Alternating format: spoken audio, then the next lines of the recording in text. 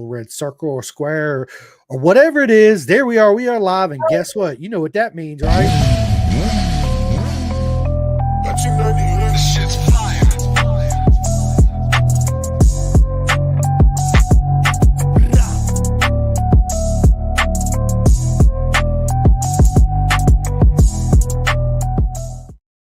What is up, everybody? Welcome to another live Pin the Gas podcast. And you guys already know the deal and the routine. This episode is sponsored by Next Level Financial for all your financial needs. I know everybody wants to take care of their family in case something happens to you. Look no further than Next Level Financial. Taxes, anything that has to do with it. Go holler at my man, Seth Starnes. He'll definitely take care of you. And many people already know who Seth is. He's an absolute legend within the sport anyway.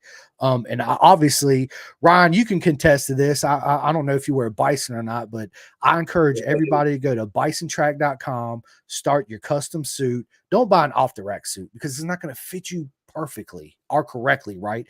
At least for 90% of us, right? It's going to hinder your riding performance, cause arm pump. There's all kinds of issues it's going to cause. So what I need you guys to do is go to bisontrack.com, start getting your custom suit ordered right now. You design the suit, you pick the colors, you put the logos wherever you want your name, anything you want. And while you're at it, get you a set of custom gloves, your chest protector, the undersuit, the whole nine. Bisontrack.com. Listen, ladies and gentlemen, it's an absolute honor to have Ryan and Maverick on the podcast today. What is going on? How you guys doing today? Doing great, Kris. Thanks for having us on. Listen, the honor is absolutely all mine. It really is. So, Maverick, you just got back from the track. How was it? It was good. It was not the best because they were doing construction and it was really dusty. So he's already gotten to the point where, he's got some pretty fast lap times at kart moto. And as you know, the faster you get, the harder it is to beat those times, to get new personal bests. And so I think he wasn't too pleased with the times he was getting today, but so he's looking for some excuses, but they're valid. There's other things you can work on, not just lap times, right?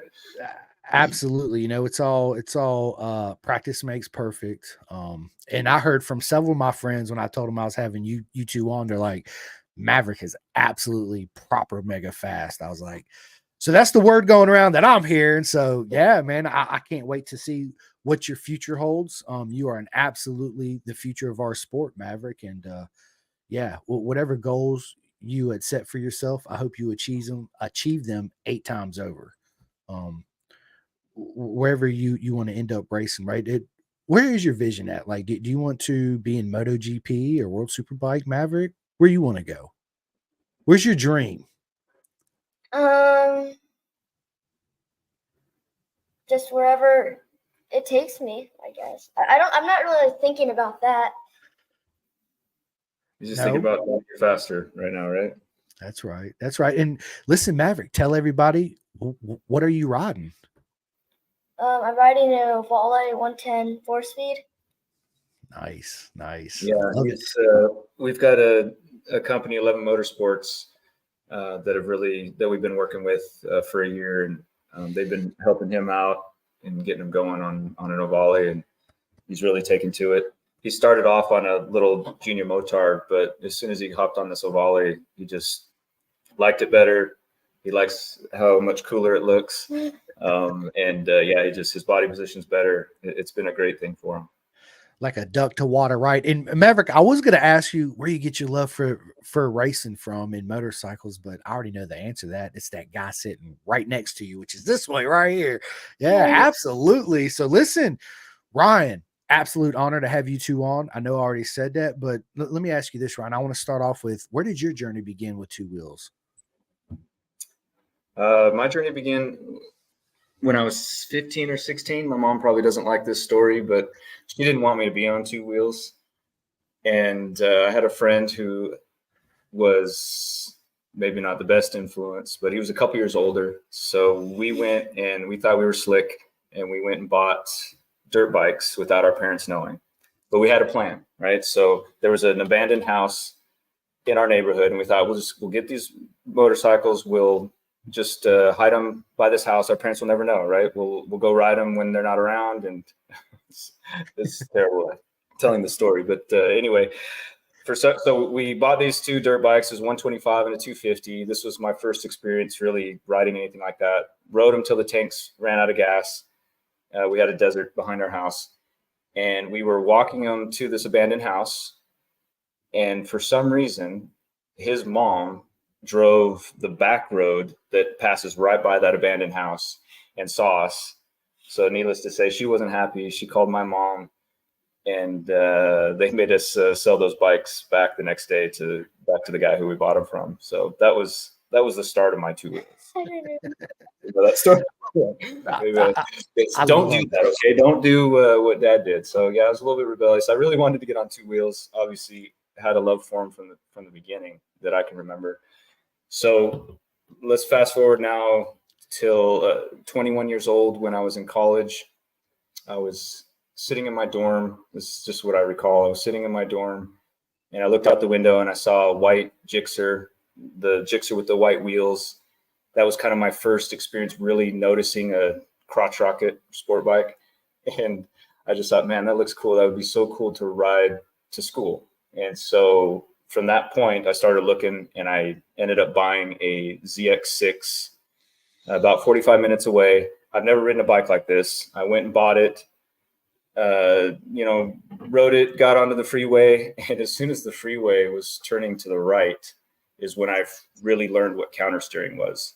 Because the bike wouldn't go to the right? Because I was trying to steer it to the right. I started going straight. Luckily, I figured it out pretty quickly, counter steered it, and that was kind of the beginning of learning how to ride a sport bike. So I had that bike, went through college, went to graduate school, and went to graduate school in San Francisco, which is kind of a mecca for motorcycles, and started to see that you could take these things to the racetrack. And so my dad bought me a track day. So, and at this time I'd upgraded to a 929, CBR 929, and went to a Star, I think it was called Star School, the one that Pridmore used to do. And that was up at Thunder Hill Raceway. Not sure if you're familiar with that racetrack, but it's up in up north of San Francisco. Anyway, we took it to the racetrack, to the Star School, and man, that was it. I mean, I remember dragging my knee for the first time, and I just thought, there's no way there's anything cooler than this. And from that point, is when I started to look into MotoGP, started watching races on TV, started doing more track days, and then just kind of started dreaming about racing. So that's kind of the beginning. That's pretty much everybody's beginning, right? It's you grow up, you get a dirt bike, or you hide it from your parents. You get involved. You street squid, where we're doing dumb stuff on the street, right? Let's just be honest. We've all been there. We all do it. And then somebody introduces you to the track, and it's like the best thing ever, right? And everybody always wants to drag their knee. That's the first thing I hear from me. I want to drag my knee. I want to drag my knee. My advice to everybody is just be patient. Don't really try to do it. It's going to naturally happen, right? Because if you really try to do it, it's like, I think the more you think about it, the more you really try to make it happen, the less it's going to happen. You know what I mean? Because you're so concentrated on doing it, where you just like, whatever, I'm just going to have fun. And next thing you know, you're dragging them left and right and all that good stuff. Me, one of my things I always want to do is drag an elbow. Now I have, but when I drug my elbow, several times, my shoulder followed it, right? Yeah. And then my hips followed it. And I'm like, hey, there goes my motorcycle that way, right? And yeah, so I haven't properly done it yet, but it's on my agenda, and one day I will achieve it. So yeah, man, good stuff. Yeah, that's kind of the new style, right? The kids all want to drag elbow. He's already starting to try to drag elbow. He technically did. It's maybe a centimeter on his leathers, but he did it. Yeah, proud dad. I see the smile. Yeah, absolutely. Yeah, it's cool. I haven't done it. I've never dragged my elbow without dragging all the other parts that you mentioned. It happens. And listen, if anybody, I know there's a bunch of people watching right now, but if anybody wants to come in on the podcast and ask these two a live question on the podcast, send me a message on my messenger. I'll send you the link. I'll bring you in the studio. You guys can come on, ask Maverick and Ryan a question. And yeah, it's Absolutely amazing. So, let me ask you this, Ryan. Growing up, getting into racing, all that. Fast forward, now you have Maverick, right? Was that on your agenda when you found out you was having a kid? Like, yes, I'm gonna get my kid into motorcycles and get him racing and all that. Yeah, I think that probably happens to every racer, right? You just start Yeah, imagining, because especially those of us that didn't get to start as kids, we always think, oh, what if we could have started when we were young, right? So yeah, I had it in my mind that he'd start off, and who knows what he'd become. What's interesting is he started to develop a love for karts, for four wheels. I think we made the mistake of letting him watch Drive to Survive, and he got hooked. So he started off in karts before he did motorcycles, and he's still doing kart racing now as well. nice. Everyone always asks him. Maybe you should ask him too, like which is his favorite. What is But your favorite, Maverick? Carts or Um, bikes? I haven't decided that yet. Okay, okay. So, Maverick, let me ask you this: do you get the same feeling racing a cart as you do a motorcycle, or is it different? Um,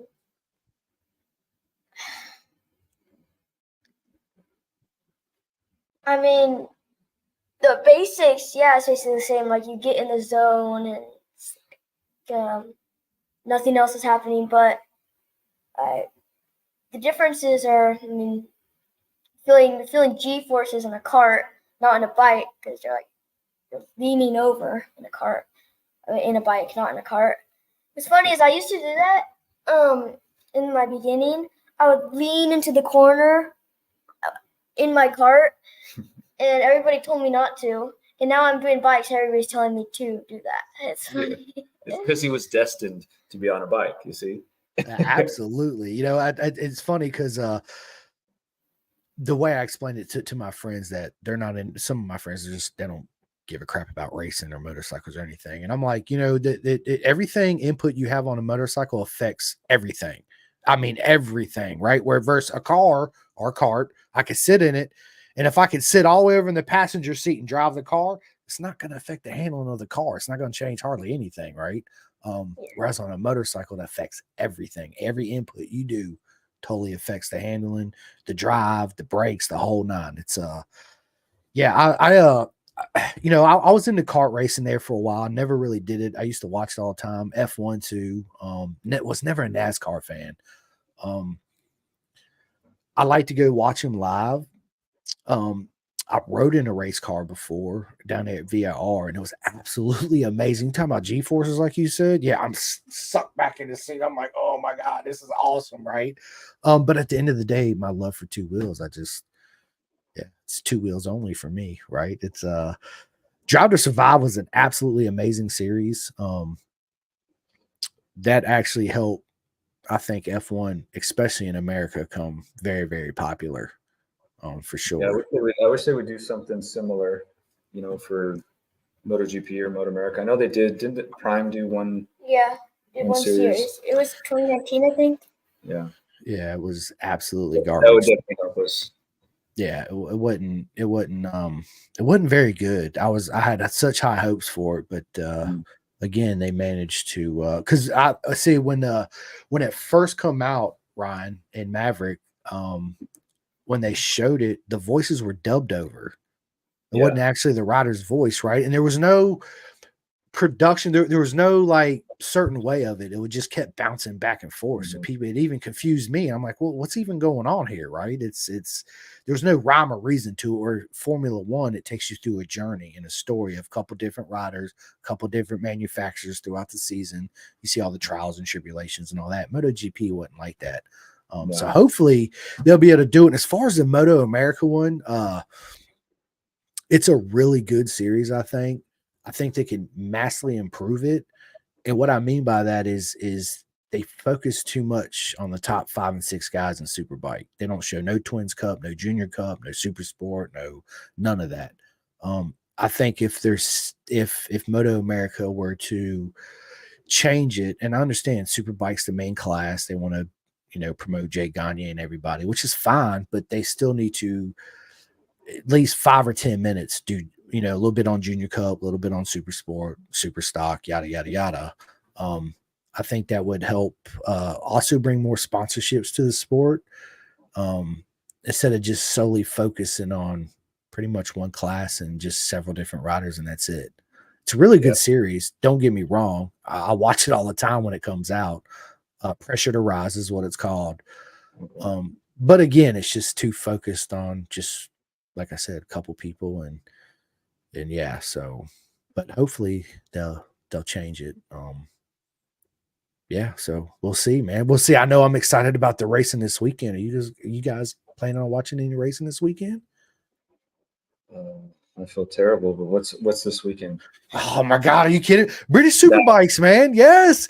BSB. Oh, yes. Yeah. And Gillam's going to be riding on the Honda. In World Superbike. Yep. Mm-hmm.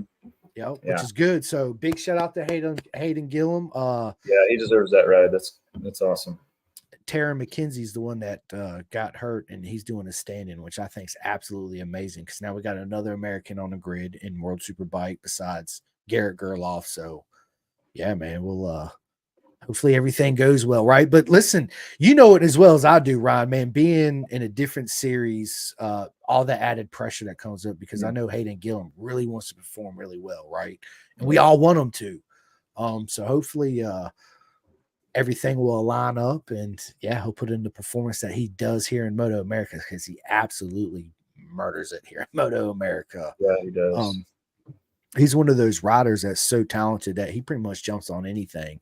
Don't need a whole lot of seat time, and just, yeah, absolutely kills it. So good stuff. So where do you predict he'll be able to take that Honda? Because it's not like the factory Hondas are really doing much, and this isn't a factory Honda. I wonder what his ceiling is on that bike. Yeah, man, it's that's a great question, Ryan. I think that watching Taryn, and I forget the other guy's name that races it. He's not South African. He's from my God, I can't believe I just forgot. Anyway, they've been on that bike for a while. It is not a full factory spec, but it's still a proper weapon, right? I predict he'll be. I really want to see him in the top 15.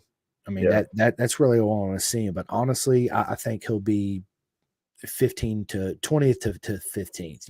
It's a brand new bike, brand new tires, brand new track, brand new atmosphere, brand new team, data engineer. I mean, everything's it's asking a whole lot, right? And for everybody to say, "Oh, I want him to win or be on the podium and get top finish." Listen, yeah, we all want that to happen, but realistically, yeah, I think that if he walked away with a 17th, he'd be just over the moon with it, right? So we'll see. We'll see. I'm really excited for him, and yeah, everybody tune in. World Superbike. If you don't have the app, you got to download the app. You got to pay for it, just like Moto America. But British Superbikes is free. Bennett'sBritishSuperbike.com. Log in, boom, there it is. So yeah, so listen, we got a good friend of mine, Andrew Davis. He's another track day junkie, he's absolutely amazing. I don't know if you guys ever met Andrew. He's over here on the East Coast, but he says, Maverick, another Top Gun. I love this, Kris. This is the future of our sport. Hope you reach all your goals, kiddo. That's awesome. Absolutely, man. Yeah. And listen, I'm not even going to ask you where Maverick come from, because I'm pretty much sure that just gives it away, right? Maverick Vinales. Well, I mean, yeah, Vinales. I mean, of course, right? I watched him during Moto3, and I just thought, when the announcers, kept saying Maverick Vinales, and and I thought Maverick's style was pretty neat, and I kept thinking, that's such a cool name, especially if he's a racer, it would be a cool name. So absolutely, that's what we named him. So, did your wife give you a hard time about that? No, my wife is probably opposite of many wives. She's it's almost like she's the reason we're still racing. she loves it. She loves seeing it. I mean, she gets a little nervous with the little one. I guess she doesn't really care what happens to me, but but no, she loves the racing thing. I mean, to be honest, the first thing that she noticed about me, we met in school, and I had a bike down in the parking garage, and she just noticed this guy with this bike, and that was kind of what caught her attention, this guy with this bike. And so I always joke, that's the only reason she's with me is the bike. Hey, whatever it takes, I don't care. Hey, I totally agree. I met my wife on a blind date. I don't know if I ever said that on a podcast before, but yeah, I met my wife on a blind date. Mutual friends of ours was like, dude, I got this girl you got to meet, yada, yada, yada. So anyway, we met and yeah, we've been married since 2008. And when she got pregnant, I remember I had a Chevy K10 truck, old Chevy truck, right? Love that truck. So anyway, she calls me up on the phone. I just pulled up to my buddy's house. She's like, she's absolutely just bawling, crying. I'm like, well, why are you so upset? What's wrong? She's like, I'm pregnant. And I was like, woo, yes, let's go. Right. I got so excited. My truck was running. I locked the door and shut it.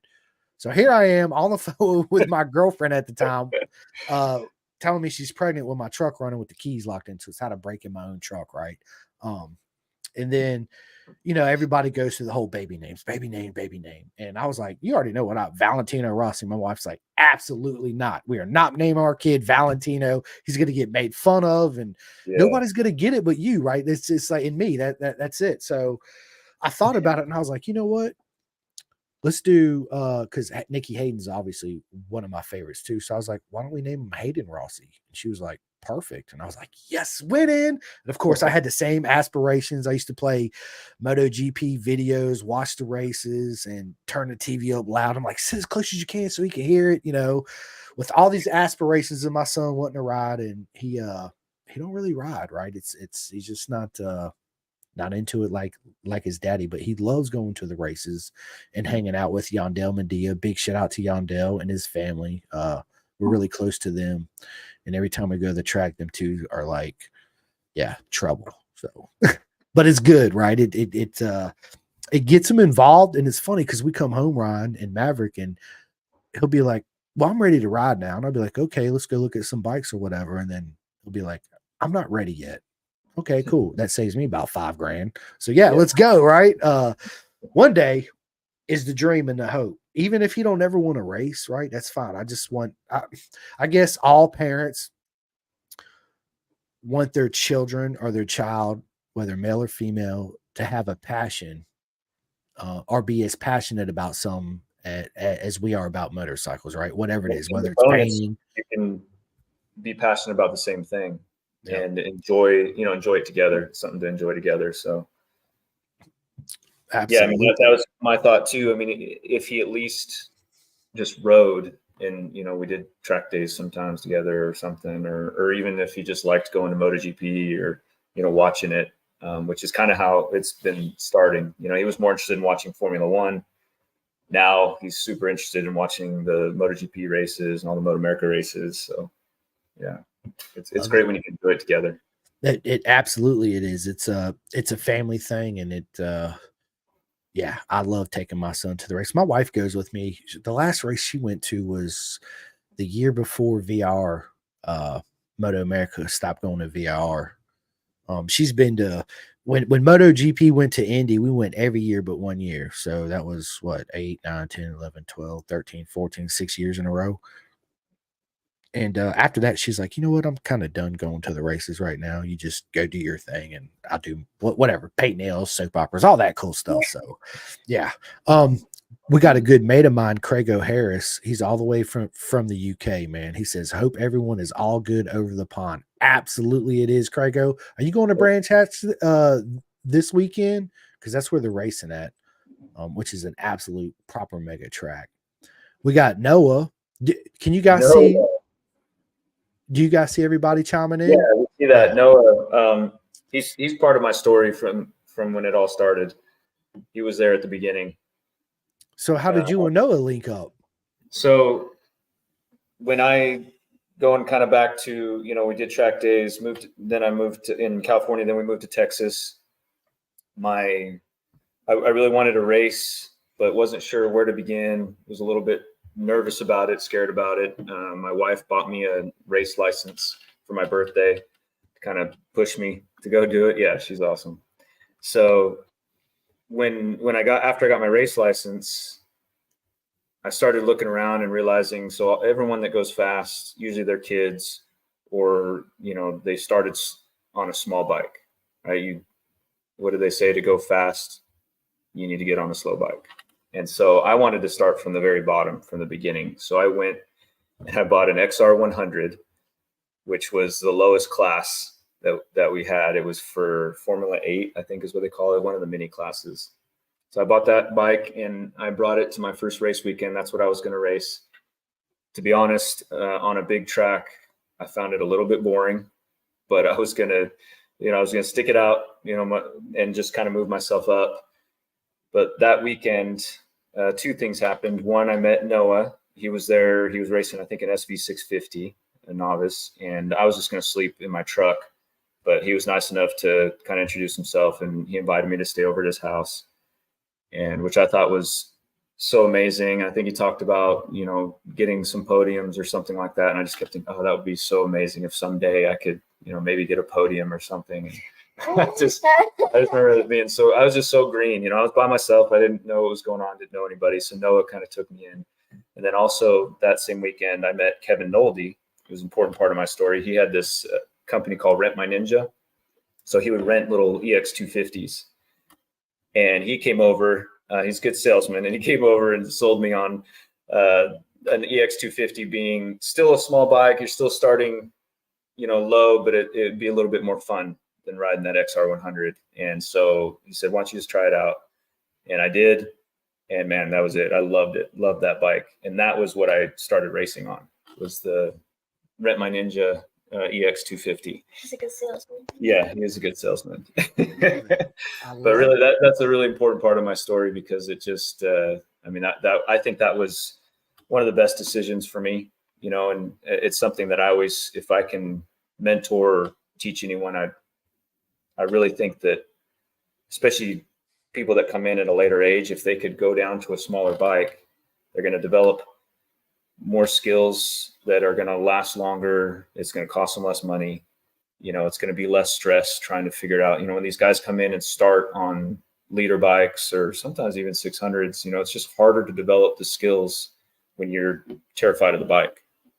So I think that was an important part of my racing story is starting on a small bike like that, and then racing, fast little kids and just trying to keep up with them. And that was still probably some of the most fun I ever had racing, is racing the 250s. Listen, it is. And I try to tell everybody that. I'm like, look, dude, when you got to put your ego to the side. That's one thing for us men, it's so hard to do, right? You're like, no, I need the biggest, baddest, fastest bike out there and take it to the track. I'm like, but you're not learning anything because you're scared of it. There's no way you're going to be able to ride it to a 10th of its potential, right? Step back, get a 300, get a 400, go out there, actually learn how to ride, proper technique, corner speed, braking, body position, all that good stuff. You'll learn so much more, like you said, riding a slow bike fast and a fast bike slow, 110%. Yeah. It's absolutely amazing. And you don't, when you're on a small bike, you're thinking to yourself, there's no way that I'm going to learn a lot off this thing, right? And then you spend a couple of years on it, and you finally progress, and you buy a 600 and you get on it, and you're just like, oh my God. I learned a lot, right? Yeah, it translates. Yeah. Surprisingly. It translates a lot. So. Yeah, absolutely. And it don't matter what bike it is. It could be the XR 100, right? It could be a Ninja 250, a 300, a 400, even a CBR 500. They're heavy. It's a lot of people call them slow, but let's just be honest. You have 400 do 130 miles an hour. That is not slow. You just don't get there as quick, right? But that's not the name of the game. The name of the game is to hone your techniques and learn properly how to ride. That way, when you do get to a bigger bike that's more powerful, you're not really scared of it. Like, you're intimidated at first because the power is so much more different. But after a couple laps or a session or two, you're like, I got it, right? And the same thing, learn how to ride that, wring its neck out to the full potential, and then progress on from there. I find it people don't learn nowhere near as quick, if anything at all, going the opposite way. Yeah, I 100% agree. And then they may get burnt out. They'll either crash as they're trying, or run out of money, or get frustrated, and keep wondering, why aren't I any faster? Why can't I get faster? Because they get to a plateau, and going to a small bike it's the key. It is, and it's very easy to get to plateau on a bigger bike. Yeah. Yeah, you can get back to the big bike, but you're not gonna. I don't believe you're gonna progress as well and as quickly and as complete unless you get down onto a smaller displacement bike. 110% agree. And Nathan Wells, thank you for watching, bro. He says, "You are amazing, little man." Talking about you, Maverick. He says, "Making your dad proud." Absolutely. Yeah. Love it, man. I love it, dude. I love the smile on you too, man. The energy. It's absolutely amazing. Sometimes my son will pop up in here, and hopefully he will. He usually pops in and be like, "Hey, I'm Rossi, blah, blah, blah." And then back to Fortnite, right? That's what he's doing right now. He's in there. Yeah, dude. He does. Dude, so him and Yondell played last night for a while. And I get up early in the morning, like 4 o'clock. So I go in there. I'm like, "Look, I'm going to bed." He's like, "Well, I'm gonna stay up for another 45 minutes, play with Yondell." I said, "You do you, boo boo, but I'm going to bed. I'm gonna get you up in the morning." So yeah, it's absolutely amazing. Crago says best way to learn to go quick on a slow bike, and it's easier to go fast on a fast bike. Absolutely it 100%. is. Yep. And actually, I have a question for you, Ryan Max. Can you describe your favorite frame picture hanging in your office? I knew he was going to chime in about that. So that Jeff Hughes, that he's he's one of my racing heroes, and true story. When we wear yellow shirts for provisional novice, right, when we're starting. So when I was a yellow shirt, one of my first races, he won the race, and I really looked up to him like, oh my gosh, that guy's so amazing. I'd love to. If someday I could ride with him and Alan Phillips, if someday I could ever be up there, it would be a dream come true. And, after about a year of racing, I was able to battle with those guys. And I've got a room that we call it our trophy room because I've got a few trophies in there. And we set it up for Jeff Hughes to come. It's our guest room. So he came up and he brought a framed picture of him in front of me, which after a while that didn't happen very often, right, Jeff? No, that was good. We were, it was I don't know, a race where he was in front of me, and so he framed it and brought it in there. And to be honest, I can't remember what it said, but it was so good. It said something. What did it say? It was for my 40th birthday, and I don't know, Jeff. Maybe you can chime in and say what it was, but it was good. It was good. Said something about him being my favorite racer or something. I don't know, but it is true. I looked up to him when I first started and just thought, man, I'd love to be up there with that guy. So, love it, man. Good stuff, man. Good stuff. So, Maverick says, "Hey, Maverick, this is Lincoln. Who is Lincoln?" Noah's son. Okay. Yeah. So he's hi, Lincoln. Noah's son came out and raced for the first time. And it was great to have him out. He raced in Ovale at the last round we had and hung out with us. And it was, super awesome to have him out. So hopefully he'll be out for more rounds coming up. Yeah. I love it, dude. Good stuff. And then, dude, so what's this? Jordan, what? Jordan says, "We want to see the snakes." You guys got snakes? I mean, like one or two, we do times. Yeah, that's the other. I have two. There's a lot of things I like in life, right? But I had to narrow it down. Two of the main things for me are motorcycles and yes, snakes. Snakes is the other thing. So what kind of snakes you got? People find that weird, but God, I think snakes are amazing. So you name it: king snakes, boas, pythons, hognose snakes, and you name it. I don't know, but Jordan's he's scared of snakes. He'd cry like a little girl if I brought him a snake. So he knows it. Snakes is kind of the other thing that they're my two main hobbies that kind of compete with each other sometimes. Like right now, I'm putting a lot more effort and energy into the motorcycle thing, but if I'm not doing motorcycles, I'm out looking for snakes. I love it, man. I got a couple buddies that got some snakes. One guy I used to work with, he had a python. I'm pretty sure it was a python. He got it. I can't remember how old the snake was. Fast forward a couple years, I was like, dude, that it's gigantic now. I was like, holy cow, Yeah, man. I'm not. I'm the type of person where I don't like to kill anything. I don't care if it's a fly, an ant, a rodent, whatever it is, because they have a life and a mom and a dad, and they feel like we feel. That's just how I see it, right? Snakes are the same way. They're definitely a different creature, right? Animal to anything else, and they're absolutely gorgeous and beautiful. Would I hold one? I would. Um, Would you eat one? uh, I hear you know, I, they're delicious. I heard that. I heard snake meat was really good. I've had alligator meat, but not snake meat. But I did Yeah, I hear it like was it. really good. Yeah, it's really Yeah. So, what kind of snake do you eat? I mean, you could eat rattlesnake. That's probably the best one to Okay. eat, since people like to kill that one anyways. Might as well eat it up. Right. And then you get the cool little tail, the little rattler off of it too, right? Right. So yeah, Yeah. that's cool.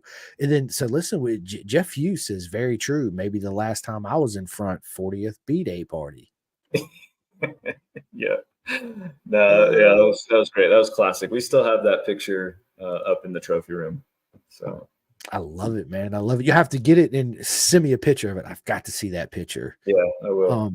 And then Patrick says indigo is the best. Is that the name Yeah, of your snake?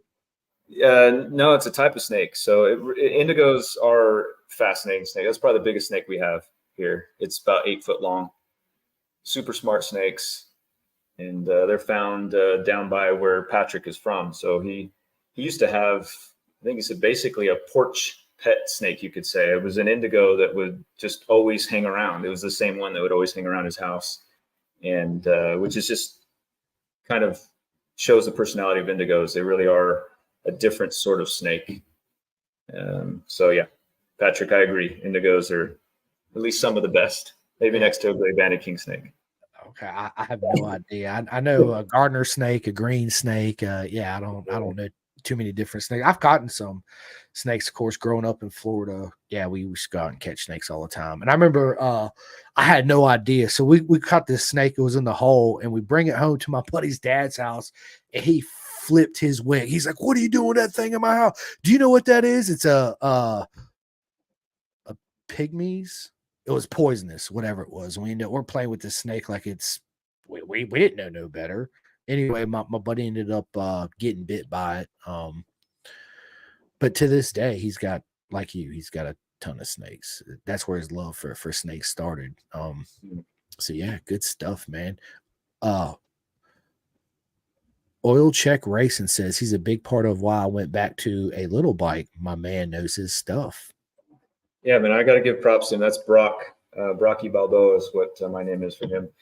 He, he had a Gixxer 1000 and he had a 400, and I think he was just having some struggles and frustrations sometimes when he would get on the 1000.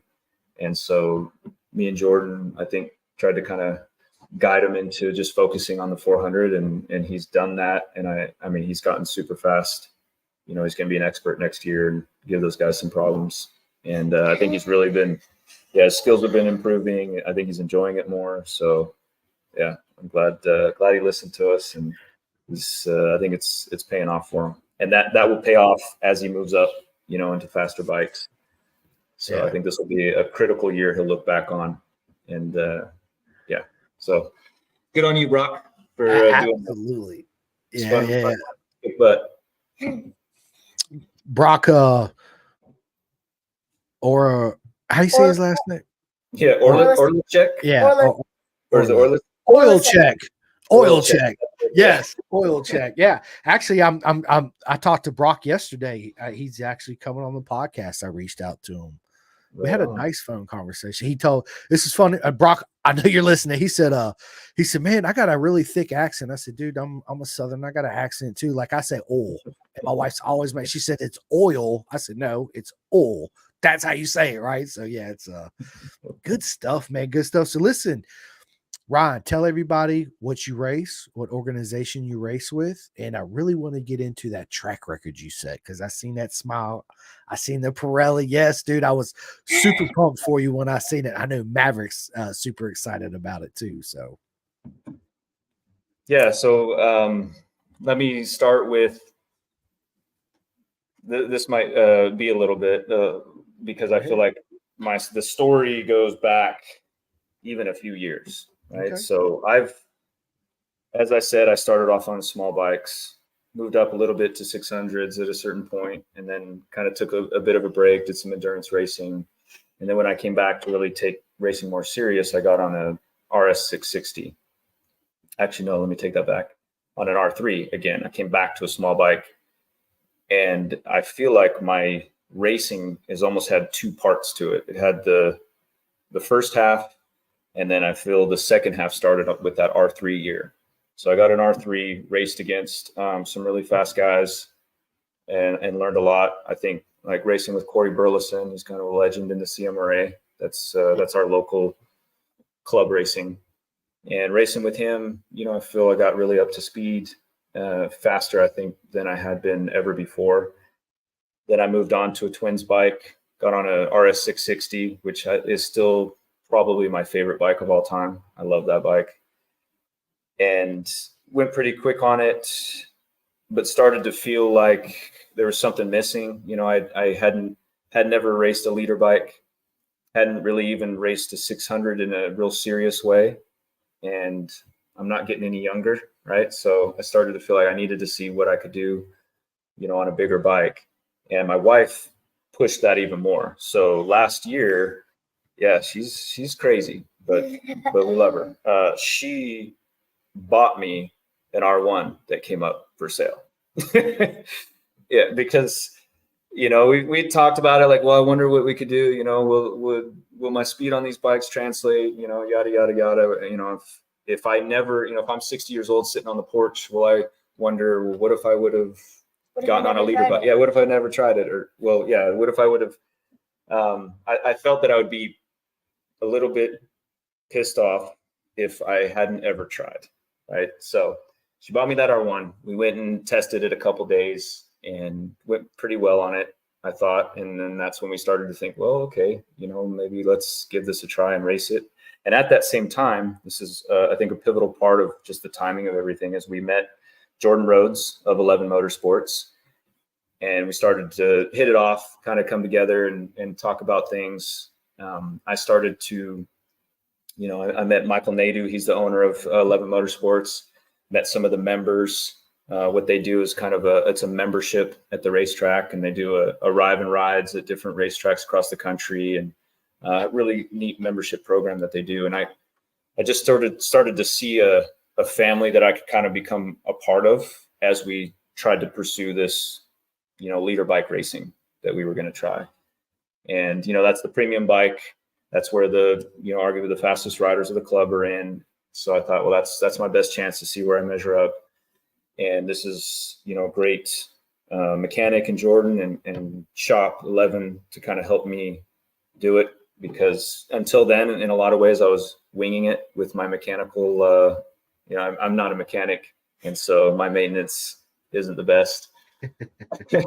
So Jordan saw that he could help me out a little bit there, and I felt like I could help them out with mentoring the members. And I also thought I could bring maybe some results, that we do a podium for the Formula One race. It's kind of the premium race in our club. And I just imagined putting an 11 bike up there on the podium. Thought that would be neat if I could attain that. So that was sort of the beginning of what we wanted to accomplish for 2024. And it's just been a process, right? We've been testing tires. We've got Pirelli that came on board. I approached Chris Hamlet. He's the owner of SCRC Racing, and he's the new Pirelli vendor. Now this is his second year. So I approached him because the other tire company I was with, I wasn't sure. There was some uncertainty, so I needed to line something up. Kind of talked to him. He really put some faith in me, even though I'd never ridden a leader bike, or at least raced one. Obviously I started riding the one that I bought, or that my wife bought. So, he put a lot of faith in me and thought I could eventually get up there and fight for some podiums. So we talked about riding Pirellis, put that together, started doing some testing. And first couple rounds of racing, we showed some promise. Let me tell you, it's a lot more to set up a leader bike than any of these other smaller bikes. I will say that, just with all the horsepower and it's different the way you set it up. For example, on all the small bikes, I was always worried about maximizing acceleration and making sure I had the shortest gearing possible without running out of 6th gear. It seems with this R1, we kind of stick with a little bit taller gearing, use less of the gearbox, keep the swing arm long. And, it took us a bit to learn that because I was really having trouble with wheelie, having trouble figuring out the electronics, just a lot of things that we were working at, having trouble with tires tearing at the track that we do testing at. So it's just been a long process of work, sometimes going backwards. I mean, it seems like every time we've been on track, we're probably making changes. We're making changes on PSI of the tires, different suspension changes. It's been a long process, but as we got to the last couple rounds, we started to get some things figured out, and we got our first win a couple rounds ago. Yes, it was. I mean, that was so sweet. I mean, really. Huh? 1 round ago. 1 round ago. Anyway, that it's hard to explain what that meant. That first win. Because you don't know. I mean, there's super fast guys in the class. A couple guys like the number 1 plate holder is been winning most of the races at the beginning of the year. The other guy fighting for the wins has, or had a couple track records. But just legends of the club, right? So we knew we had our work cut out for us if we ever wanted to get a win. So it just felt super sweet to get that. Felt really nice to get that win for 11. Get that win for Kris, with Pirelli, and felt good for me because we know we're working in the right direction. So, now we're going into this last round we just had, and it's my home track. Unfortunately, we are going the opposite direction of what my strongest is. They do it counterclockwise and clockwise, and usually, pretty much every year that I can remember, we do both rounds. Clockwise and counterclockwise at Crescent. For some reason, the scheduling didn't work out. So this year, all we're doing is the clockwise, which is not my strongest direction, and we don't get to ride that much that direction as members. I don't know why, but it seems like only a couple times a year. So anyway, I still felt like we could be strong there. And if I had told you that I knew I was going to break the track record, I'd be lying. But I will say that I started to believe that it was possible. As we've been working through this, as we did some practice times, and you just kind of start thinking, well, for down here, it's only this much more. If I get a tow, that was really what I thought. If I get behind, Alan and JC, and maybe they get a little head start, and I'm trying to hunt them down, maybe I could get a lap time that is the record. I thought it was possible. I didn't think it was possible 15 years ago or any time until probably fairly recently. I started thinking maybe it's possible. And the story of this, I guess, race weekend and race day is important. There were so many things that went into it. Like I said, the testing beforehand, the several tire changes, even at the pit wall when we were doing practice days, we would make, because the tires would tear a little bit, because I guess it's just the track that we are at, brand, it just tears tires. So coming into Sunday, race day, Saturday, we had one race. We ended up winning that race. Our time was about it was awesome, but our time was about a full second off of the record. But it was, it rained on Friday. So, when it rains on a racetrack, the kind of cleans the rubber off. So, it just seemed like things were sort of working against us a little bit, to see what was possible. But we got that win on Saturday. On Sunday, and we had the first race in the morning. I had already kind of told myself that probably wasn't the time for a record time. But I just wanted to go out and just try to win the race. And so I just raced as hard as I could, and about had the race run won, but got into a couple lappers, and JC ended up getting the win for me on that one. And then I think we were about 0.4 seconds off of the record on my best time. So now we have one more race to go, right? One more race to go. So this was my only chance, right? We only race here 1 year. I'm 0.4 seconds away. We don't know what tire to use. So we've been, with Pirelli, they have a lot of different compounds, and we haven't really been using or understanding or using all of them because they kind of make the chassis work differently, right? So the softest tire with the most grip, we hadn't really used and hadn't really got the bike set up to be able to use that grip properly. But going into this weekend, we changed the rear spring. We put on a stiffer spring, and it was already working better. So, and now it was gonna be really hot, which this compound works better when it's really hot. So we used one compound in the morning. Me and Jordan talked to each other. Well, what do we do? Do we go with the soft compound that's kind of unknown? But has the most grip, or do we go with what we know? And I just decided, you know what, I trust you and Kris to decide for me, and I'll just do what I can with it. And so him and Kris, put a lot of thought into it, put on the SC0, which is the softer compound. Kris gave him some PSI recommendations, which we had never used till this race, a PSI that, was higher than normal. But Kris had spent, a lot of effort and time and his own money testing to try to see how do we get these tires not to tear at this track, right? Because it has so much grip.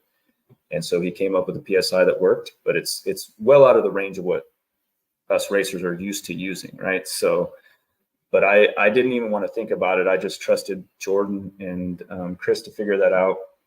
Did my own mental preparation and really had in my mind's eye. Shout out to Fuquan for sending me this book called Cyberkinetics, which has to do with envisioning what you want to achieve and how that can help you. And I saw a time in my head, and I knew that this was my only moment. This is my chance to do something that I never imagined ever in 15 years that I'd even have a chance to do. But this was my moment that it could possibly work, right? I knew I had to get out fast because we come into lappers pretty quickly. And so I had decided, I told my wife, kind of apologized to her beforehand, said, I'm going to go for it. And that may mean I'm going to take risks. That may mean I crash. I don't know, but I have to know that I tried. Right. So, I already get emotional thinking about it, but, there was just so much build up into this, and so much, I just wanted it so bad, and, I know those around me, wanted it. I don't know if they really thought it was possible. It's still kind of unbelievable to think that we did it, but I just knew I had to go for it. And anyway, it's so, and I felt like everything was lining up, like it was going to work. And so the lights go out, and I just put everything that I could into the first couple laps. I was behind one guy for one lap, and then got by him. Knew I had to get by him quick, so I got by him going into the second lap. And then that lap, I got into the time that was a lap record. And I didn't know for sure that it was, but I saw the number 13, and I was a little bit in disbelief. But I also saw green on the lap timer, right? So I just kept going. And previously I'd been telling my wife that I still don't feel like I've been in the zone. Like, you know what it's like, Kris, when sometimes you're in the zone in a bike, in races. And there's been several times I felt that. I haven't felt it on this bike yet. But going left into Buzzard's Neck, people know what this is, what turn that is at Crescent. I don't know why I'm talking to myself in this moment, but I said, Cheryl, I'm in the zone. Like, I felt it. I don't know how to explain it. It just felt like everything was there. And that was the lap that ended up being the lap record. And, but this is kind of a tale of two races. So I didn't end up winning this race. because several things happened after this. I had a pretty good gap. Yeah, the third lap after that second lap record lap, I slid quite a bit into ricochet my front end, more than I ever have on this bike so far, and kind of spooked me a little bit, let's say. And this tire, this track is known to tear tires, even the front. And so I started thinking, shoot, is my front tire torn? And it spooked me. So I thought, well, I've got a gap, I'll slow down a little bit. Unfortunately for me, JC, who's a beast, was, putting in some serious laps, at the end. And then we came into some lap traffic. Then I almost high-sided. And then, he passed me, and I just didn't have anything for him. But, when I look back on that race, I realized I definitely slowed down way more than I should have, but I just was, when I almost high-sided, and then I looked down on my lap timer and saw that it was a 13.8 that I'd done previously. It's like there was this feeling that I had already won the race, even though I hadn't, right? So stupid me, I should have been able to, be more focused and finish that race off. But I wanted this lap record more than I wanted to win. I'll tell you that, and I didn't, even for this race particular, I wasn't in the points. I wasn't even thinking about the win. All I could think about is get out and do the best laps of your life, that you can. And luckily it worked out. And I still didn't know. Obviously, JC could have put in some other kind of time, but it just felt like I did it. I felt like I did it. We came in, some disappointment for not winning. But then when they told me that it was the record, it was, just emotional, to say the least. I mean, I would have never imagined in a million years that I would get a lap record. So I'm over the moon. I can't even, there's no topping this. This is my ultimate, and anything that happens after this is just bonus, right? So, oh man, yeah, I love it. Just an incredible moment, but also an incredible year leading up to it. Incredible support of people around me to make it happen. And then, having my kids there, they're at an age that they could kind of be excited and understand what's going on. So it's just, for this old, little bike club racer, it was for sure a dream come true. That it wasn't even a dream for a while, because it was too far away to even think that you could achieve something like that. But yeah, that's my story of the lap record. I love it. I absolutely love it. I see the emotions. I heard the voice crack up, and I love it. I got chills on my hair. Everything was standing up. It's that's one thing I love is the passion of the sport too. And when people achieve their goals, right, even when they don't think they're going to do it, they do it. That emotion, that energy, that it's absolutely amazing. I'm proud of you, Ryan. You absolutely killed it. Just like Oil said, Czech Racing says, bro is his own worst critic. He killed it that race. Absolutely he did. He got the track record, right? You're not going slow. You're absolutely murdering it. So that's Nathan says topping it would be Mav breaking that record. Yeah, for sure. Right. I So would have to be silky smooth in order to do that. Yeah, you already are silky smooth. That's something that we've noticed with him already hopping on the bike. He is silky smooth. He's a smooth operator. Love it, man. I love I've it, set the dude. bar high for you now. Yeah, right. Yeah, I love it. It's so let me ask you this. You kept the tire, right? Yeah, we did keep the tire, but then Jordan kind of he wants me just to use it. So I don't know what that's all about. Jordan, I disagree. I think you need to hang that tire up. Yeah, I do too. Hang it up. Make a clock out of it. Make something cool. Put a picture of you on it, right? Racing at the track on your R1 something. I mean, and the thing with track records, so I need to back up too with that. One of the reasons why it means so much also is so many of the guys that I looked up to, every time I saw them, break a track record, or I like to name them by name, like Ty Howard. He's been one of my race heroes, and he's had a bunch of track records. Derek Wagner, Dustin Dominguez, JC, and Danny Kelsey, Eddie Thornton. All these guys are guys in our club that over the last 15 years I've seen them either hold or break track records, and just thought, wow, gods. And so it's just an honor to even be able to think that I could approach what they've been able to do, so it's always, like I always say, things mean something because of those that have set the bar before you, and so I always, I just respect, so many of those racers and the racers that I race with now that are, just so many fast guys. And we all know how much it takes to do what we're trying to do. And so obviously I want to beat them all that I'm racing against, but have full respect for what they're able to do.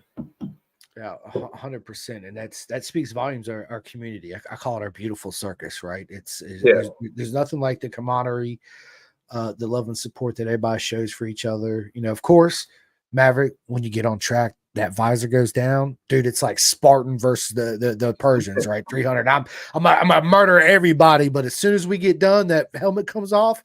We cook out, we drink beer, we laugh, we cry, we hug, we help each other out. Yeah. It's nothing like it in the world. Absolutely not, man. It's man, that's awesome, dude. Great story, right? I'm proud of you, man. I seen it on Facebook. I was like, dude, this is absolutely amazing. And I watched your speech, and it was and the guy, I forget the guy's name, the Pirelli guy, he gave you your Pirelli check. And yeah, I got some money for that. So thanks, Kris. Thanks, Pirelli. right. And I'm gonna use that check and buy some more. Yeah, absolutely. Yeah. But yeah, no, it's pretty awesome. And track records all records are meant to be broken, right? Somebody will break this someday. I'll probably be praying for rain at the round next year so I can hold it longer than a year. But what's cool is even when it gets broken, it's still a moment. It's our moment, our team's moment. That lap time that'll live on forever, even as the record gets broken and brought down. So that no one can take that away from us. That moment we achieved. 100%. That is a moment in time in this short lifetime that we live that you're very proud of, and you always hold it close. You, your wife, your Maverick, and everybody, right? All your friends. It's absolute amazing story, man. It's something you'll never forget, something Maverick will never forget. And yeah, you're right. Lap records are meant to be broken. But the point is you got the record. Yeah, I know. You got the record, right? And, you're not chasing it. I got it. I got it. Yeah. Now, next time when you do go out, if you guys learn how to do a rain dance, you just let me know before I go out here and look goofy. Yeah, we'll pray for like, what are you doing? Listen, everybody in the neighborhood, we need to do this rain dance for my homeboy Ryan, so it rains, right?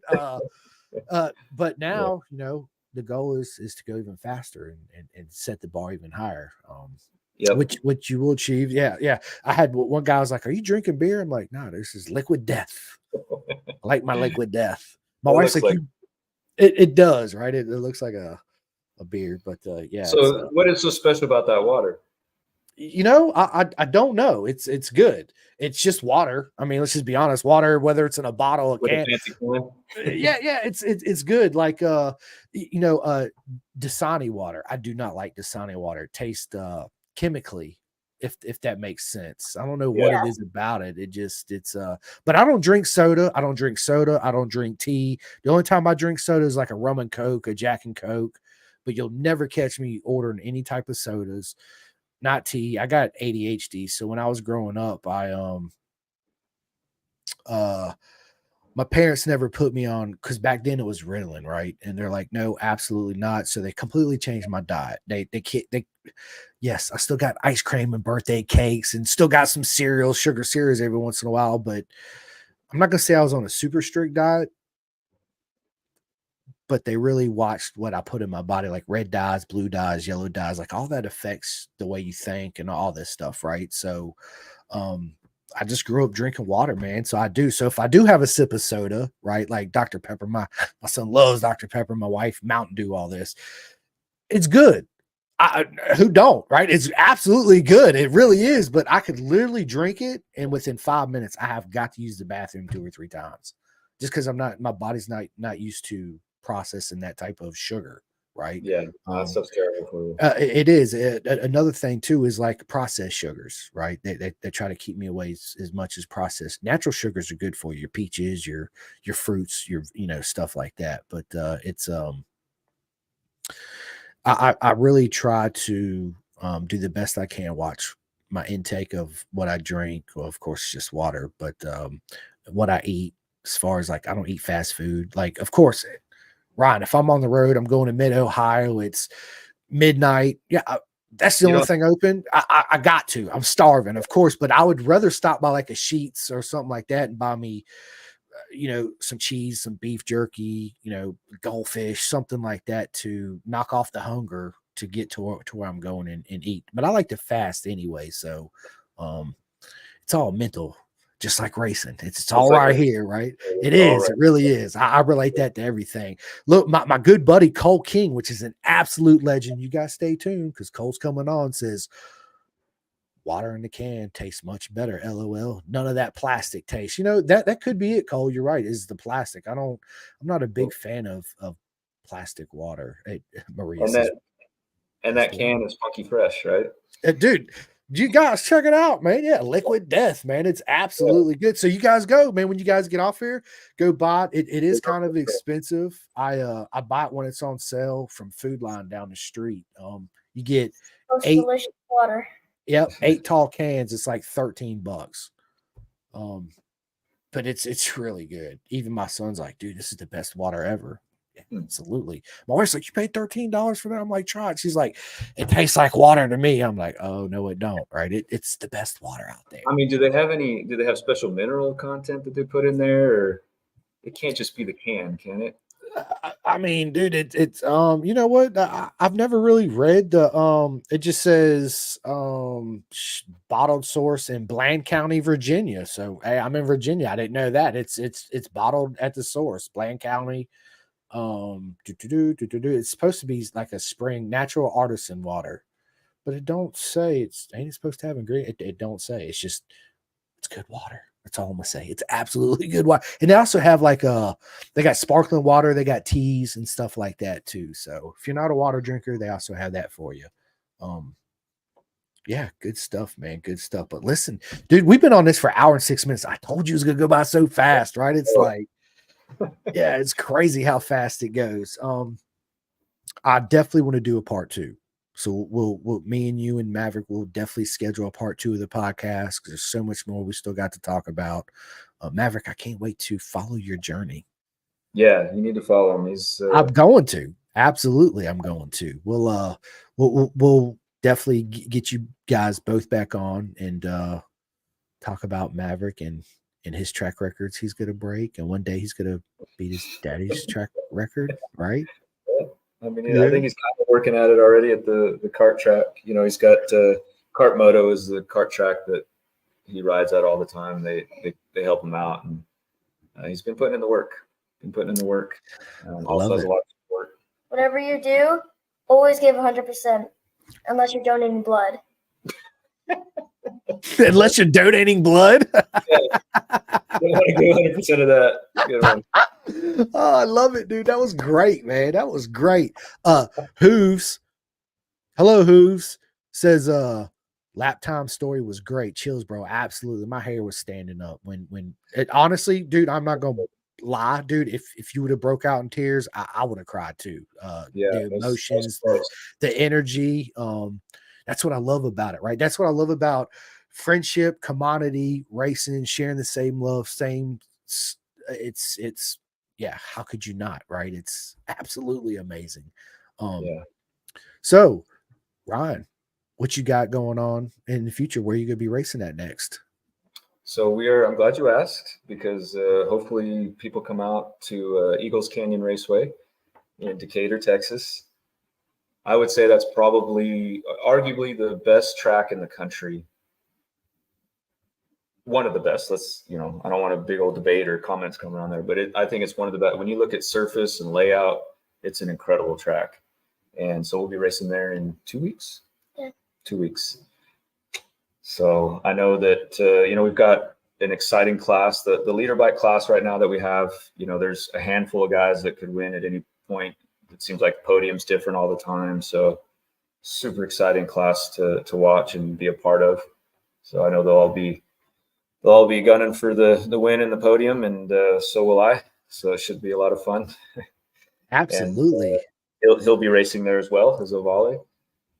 hopefully with a bunch of kids. Last time we had, I think the most Ovalles I've seen, probably 6 or 7 kids out there racing the Ovalles, which was just really neat to see.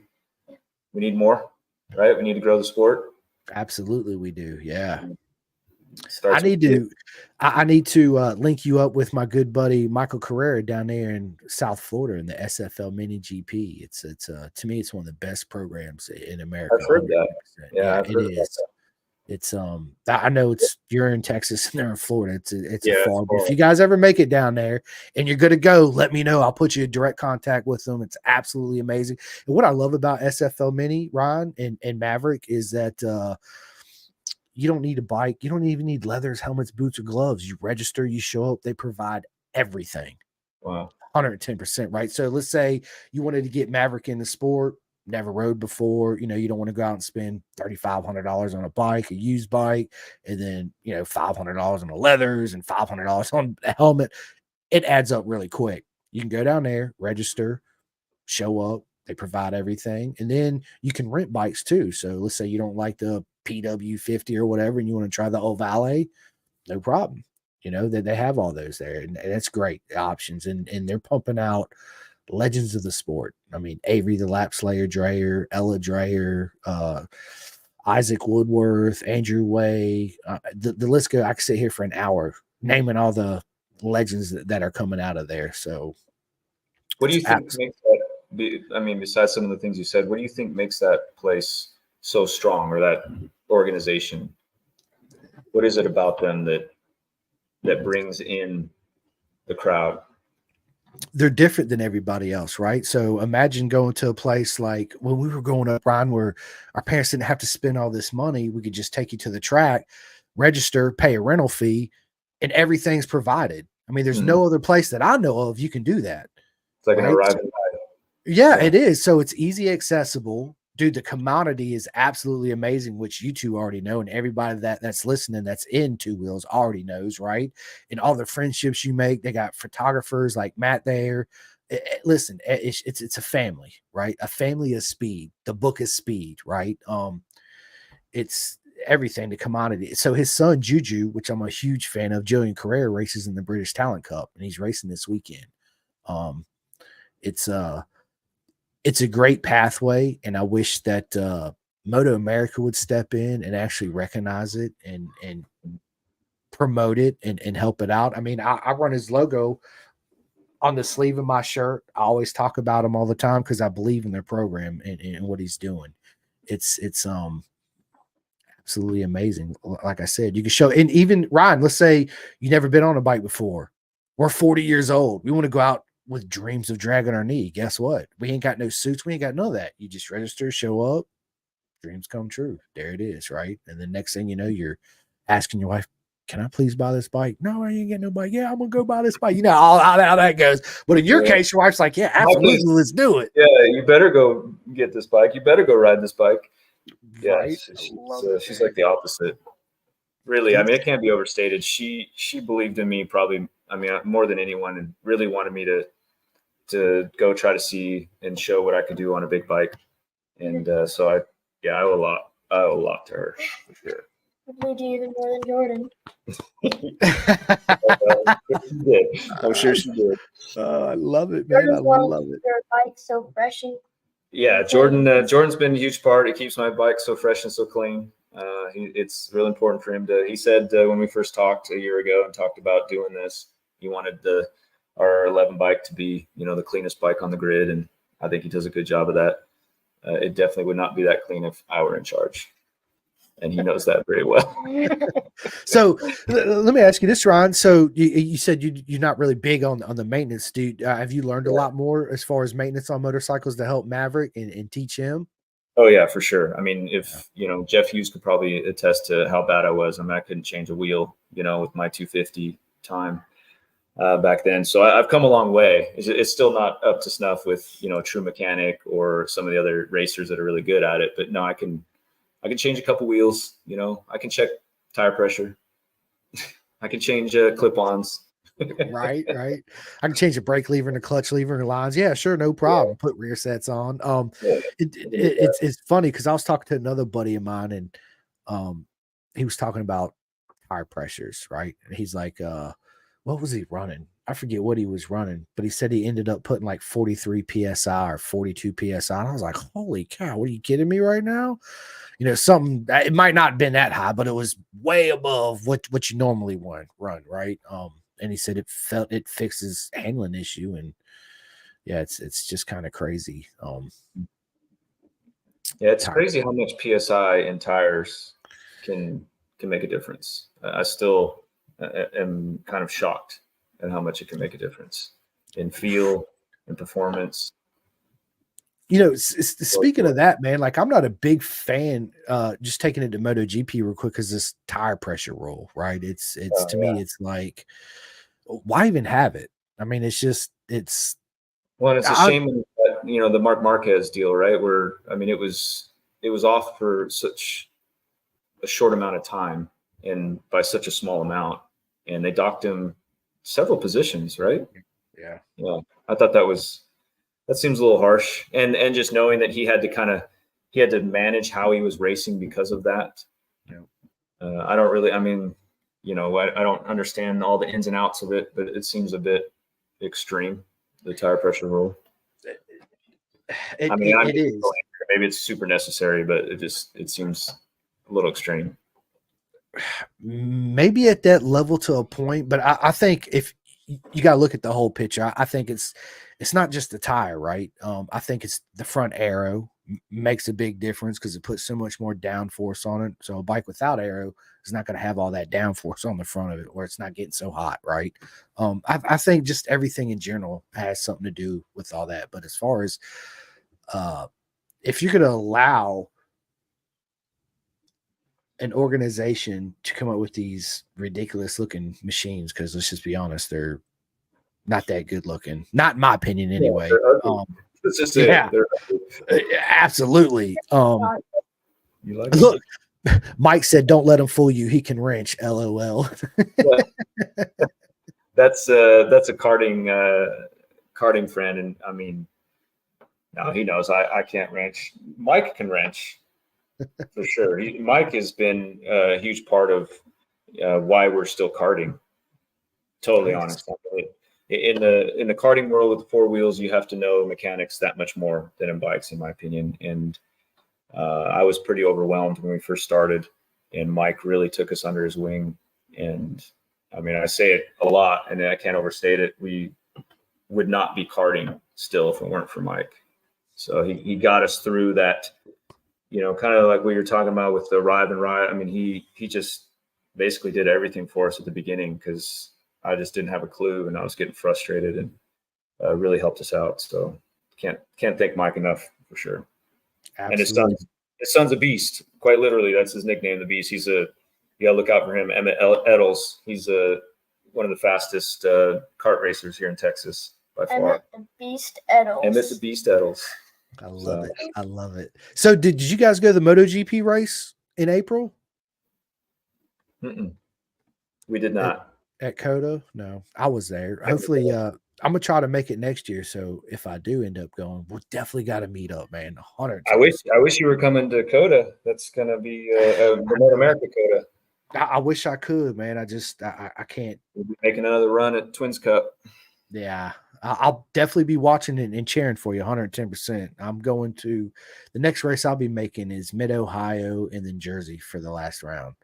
So I've been to Road Atlanta, Road America, Austin for the GP race. Then I'll do Mid-Ohio and Jersey. So that's my budget for this year. As far as racing goes, it's just it's super expensive, to travel. Plane ticket, hotels. It's like imagine the teams that have to travel. Dude, it's again, me and you had a long conversation about this, right? The expenses and Moto America really needs to do something different than what they're doing right now, especially for intro level racing in our sport.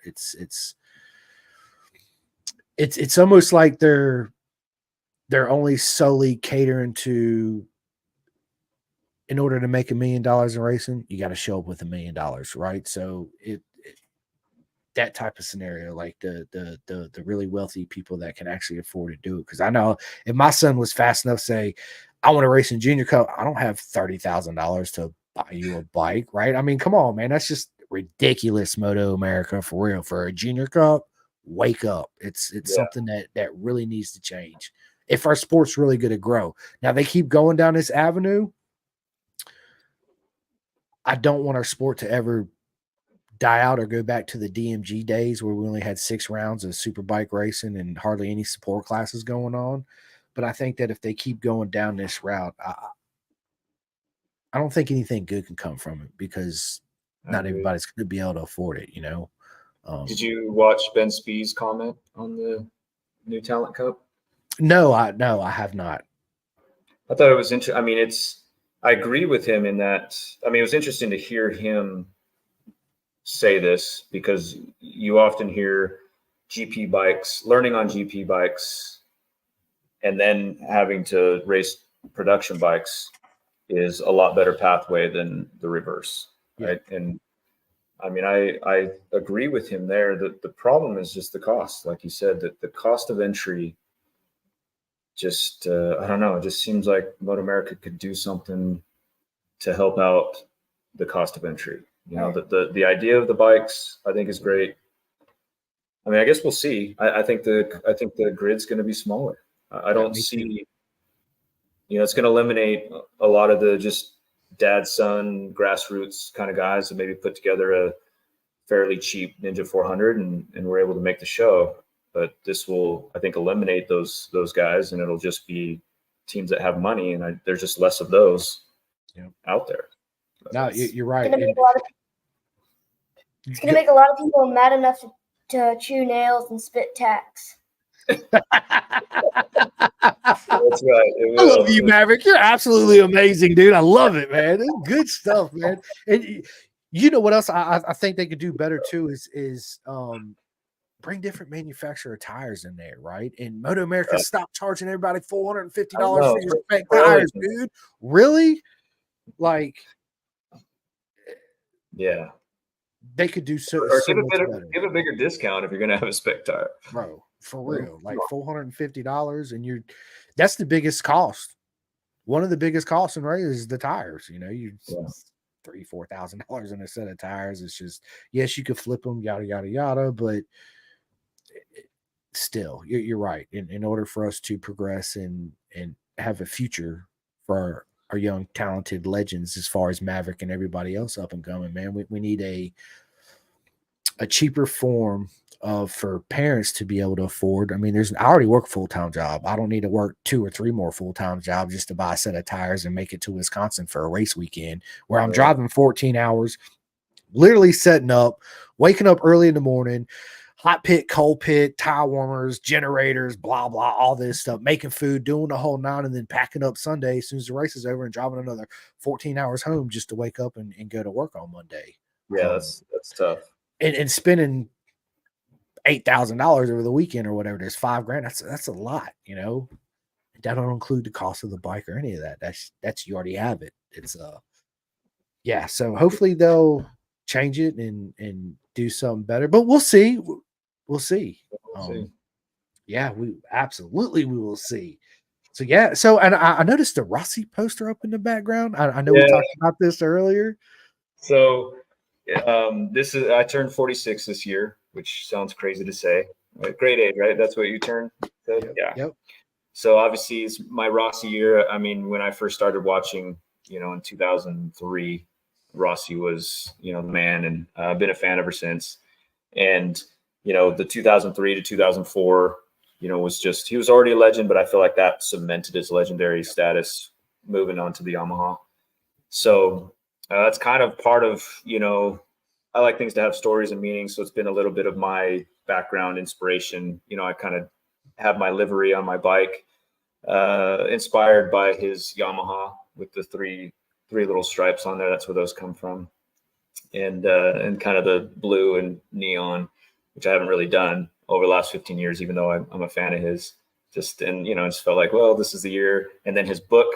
Have you read his book, Of course, I read his book. Yeah. What if So I never tried it? Yeah, dude, yeah. absolutely. Yeah. And so that was kind of a theme, for us. Like what I wanted to do something on the leader bike that would make me, say like, oh, aren't we glad we did this? Like, what if we wouldn't have tried it? I didn't know Right. what that would mean, what it would be, but I wanted to make sure that we had that moment where it's like, yeah, we're glad we did this. So anyway, No, you're right. yeah, my wife, that's from my wife, for my birthday, she got that and a bunch of other Rossi stuff for this birthday. So she's definitely a big supporter, obviously.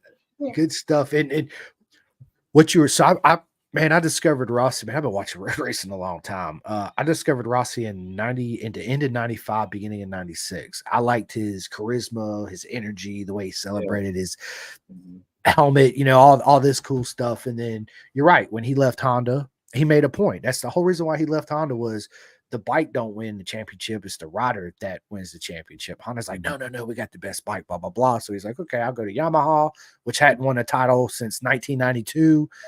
Wins his first race. He'll never forget it. Welcome, South Africa, April 18th, 2004. Yeah, I'll never forget it. Yeah, it was. And a lot of people are like, well, Mark Marquez is the GOAT, blah, blah, blah. Listen, I'm not taking nothing away from Mark Marquez. He's an absolute legend, right? Ryan wish, Maverick, a tenth of his talent. I mean, it would be phenomenal, right? But my personal opinion, if he wants to be submitted as a runner for the GOAT, he needs to win another championship on another manufacturer, not just races, but win a championship in the dominant fashion that Rossi did. It's not only Rossi switching manufacturers and winning, it's what he did for MotoGP, right? You can go to any country, wherever you at in the world, I don't care where you at, somebody in there knows exactly who Valentino Rossi is. All you got at 4-6. That's it. That's all you got to say. Grandpas, grandma, everybody. Yeah. I just mean, don't as see a full package. You it can't is. Talk Rossi. No, The Carter guys usually they only know one MotoGP racer, Valentino Rossi. Yeah. Did you know who he is? Only the ones that know. Yeah. It's usually only Valentino Rossi. That's it. So Maverick. And sports, right? It is. Who's your favorite rider, Maverick? Currently? Yep. Bagnaia. Pecco. Like so do you want Pecco to win the title this year? Yes. Yeah. I don't want Martin to win it. Why not? We're not Martin. Oh yeah, why not?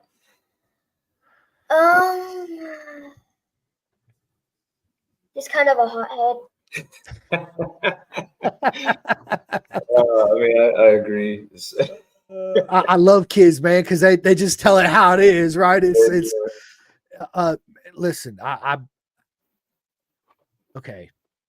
This is how I see it. I see that with Ducati having 8 bikes on the grid, they absolutely have an unfair advantage because they get so much more data than all the other teams, right? I think that dude, Pecco is absolutely a legend. He could win the title this year. I would love to see Jorge Martin win the title. Just because of the fact that nobody's done it in a satellite bike, right? Mm-hmm. And if he does do it, he's already signed with Aprilia, so Ducati wouldn't get that number 1 plate. He would take it immediately to Aprilia, right? And so being such a fan of the sport and knowing people, it's like you got to look at the whole picture, right? Jorge really wanted that factory Ducati team, and they told him he's going to get it pretty much for the past 2 years, and they never gave it to him. So in that way, saying it in that type of sense, I would love for him to win it and just shove it back down their throat and say, you should have signed me up. I took the title. Now it's going to Aprilia, right? But Pecco, man, he's really stepped his game up the way his head is, right? It's his consistency. He reminds me more and more now of Lorenzo. Yes, that's what I was going to say. Jorge Lorenzo. Yep. Hammer and butter. That's straight up. Yeah, it's but when things don't go his way, I noticed that when Pecco first come on the scene, everything went right. He couldn't wrap his head around it, right? Now, as he's progressed and he's got 2 titles, and he's been with the same manufacturer, he's Italian, so they all get along, blah, blah, blah, blah, blah. He's worked that out, right? He's getting ready to get married and all that good stuff. I think as far as there are certain riders, Anea Bastianini, absolute legend, right? So fast, especially towards the end of the race. Nobody's faster than him towards the end of the race. I think when you go from a privateer team like Grassini, where it's a fun-loving atmosphere, and then you sign on with Factory Ducati. Once you sign that contract, Maverick, you have to win. Mhm. It's not like Grassini, like, hey, just do the best you can. Yeah, I'm sure they have a goal. Listen, you got to finish in the top 5 or 8th or whatever, right? When you sign for that full Factory Ducati team, there is none of that. It's you must win, and that's a fact. You must win, right? Pressure on. And think about all that added pressure that adds on to you, right? Which is a lot. That's where you see the mental side of things in riders. They're either going to progress and accept that challenge and work mentally around it and achieve it, or it's just going to absolutely destroy them. So yeah, I listen, MotoGP is great. I think Marquez is going to win a race on the Grassini bike this year. I know a lot of people are like, well, if he don't do it in Sachsenring, he ain't going to do it. I'm like, nah, bro, absolutely not. He's there's still so much more racing to go. You cannot count him out. Yeah, so it's good. Racing's been good, right? All around, even in Moto America, right? Jake Gagne is not dominating, Yeah. which is good to see. Listen, I'm not taking I love Jake Gagne. He's a friend. It's just He'll be when back. you're gonna he will, right? He will, but when you show up to the race and you turn on the TV and you're like, well, I wonder who's gonna get second or third. It's you kind of really don't want to watch it. I mean, let's just be honest, right? It's not good for the show. It's not. Me, it's different because I got so many friends that race there. I'm gonna watch it anyway because I cheer for all of them, and that's something I get asked a lot is who's my favorite racer, Valentino Rossi. But as far as nowadays, it's all my friends that race, right? It's Ryan, it's Maverick, it's Isaac Woodworth, it's Levy Batty, it's Rossi Moore, it's all my friends that race, whatever category, whatever class, wherever you're at in the world, whether you're ASBK, BSB, TT, whatever it is, all my friends that race, they're all my favorite. And I get so emotionally attached and behind it. Like when Davey Todd won his first TT race, dude, I was in there bawling, screaming to the top of my lungs. I mean, it was that's just how I get. It's absolutely amazing. But listen, we're an hour and 30 into this. This has been an absolute proper mega time. Like I said, we got so much more to talk about. We'll definitely do a part 2 and 3 and 4 and all that. Maverick, I would love to follow you for your whole career. Get you on the podcast many times, you and your dad, and yeah, see you become the absolute legend that you are and break that track record, your daddy's track record. Yeah. One day. Yeah, look, I love it when I say that. Look at Ryan, dude. He's just I I want to see it. That would be beautiful. It's just funny that that same weekend that I broke the record, I think there were more than 1 or 2 people that talked about how, I had just broken the track record and they're talking about how he's going to be faster than me. It's like, dang, let me have my day at least, you know. I'm happy to have him. I do hope. I think any dad, right, wants their kid to not just achieve what they have, but above and beyond, right? So I'd gladly have him be faster than me and achieve great things. I'm not going to give it to him though. You know what I mean? You're not supposed to. Yeah, you're not supposed to. You got to work for it, Maverick. You got to earn it. You got to come get it. But you got to earn it. That's right. You got to come and get it. So, listen, this has been a lot of fun. I want to get into some personal questions and ask both of you, so people get to know you. Of course, there's a lot of people that know you, but everybody else listening gets to know you on a personal level, not just the 2 legends that you both are. So, I'm gonna start off with you, Maverick. What's your favorite movie? Or cartoon? Cartoon.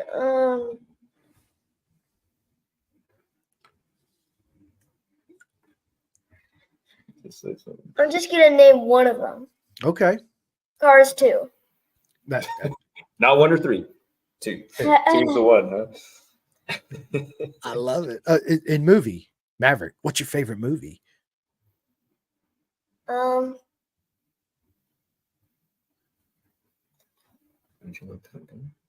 Top Gun 2. There you go. I love Top Gun. Yeah, that was an incredible movie. I think that was movie of the decade. Yeah. Of course, my dad was a fighter pilot. That's exactly what he did. I remember going to the movie theater and seeing the original Top Gun. It's absolutely, my top 2 movies of all time. And when I found out Maverick and Ryan that they were coming out with Top Gun 2, I was like, please don't mess this up. Whatever you do, just do not mess this up, right? And you're absolutely right, they didn't. It's absolutely an amazing movie. Ryan, let me ask you the same question. What's your favorite movie? Well, I got to say Top Gun 2. I mean, that movie gave me chills. Yeah. I think just like you said, they could have really screwed that one up, and I think they nailed it. I really do. I think they nailed it. So yeah, I'm gonna go with it. With the Mach 10 and Everything, man. Yeah. I just thought it wasn't too over the top, cheesy. I thought the footage they had of the airplanes, the fighter jets, was incredible. I thought it was well written. So yeah. And then the drama at the end where he ejected out. I thought they were just gonna make it home. They had to add something else. Yeah. Yeah, that's great. Yeah, it is. And that intro, even from the original, right? Intro of the Top Gun, it's absolutely due to like I could be playing that music in the car and it just gets me absolutely hyped up. I'm like, yes, let's go. Right. It's right. It pumps you up. It does. It does. It really does. So let me ask you two this. Well, I'm gonna ask you, Dad, Ryan, this. Tell us something we don't know about you.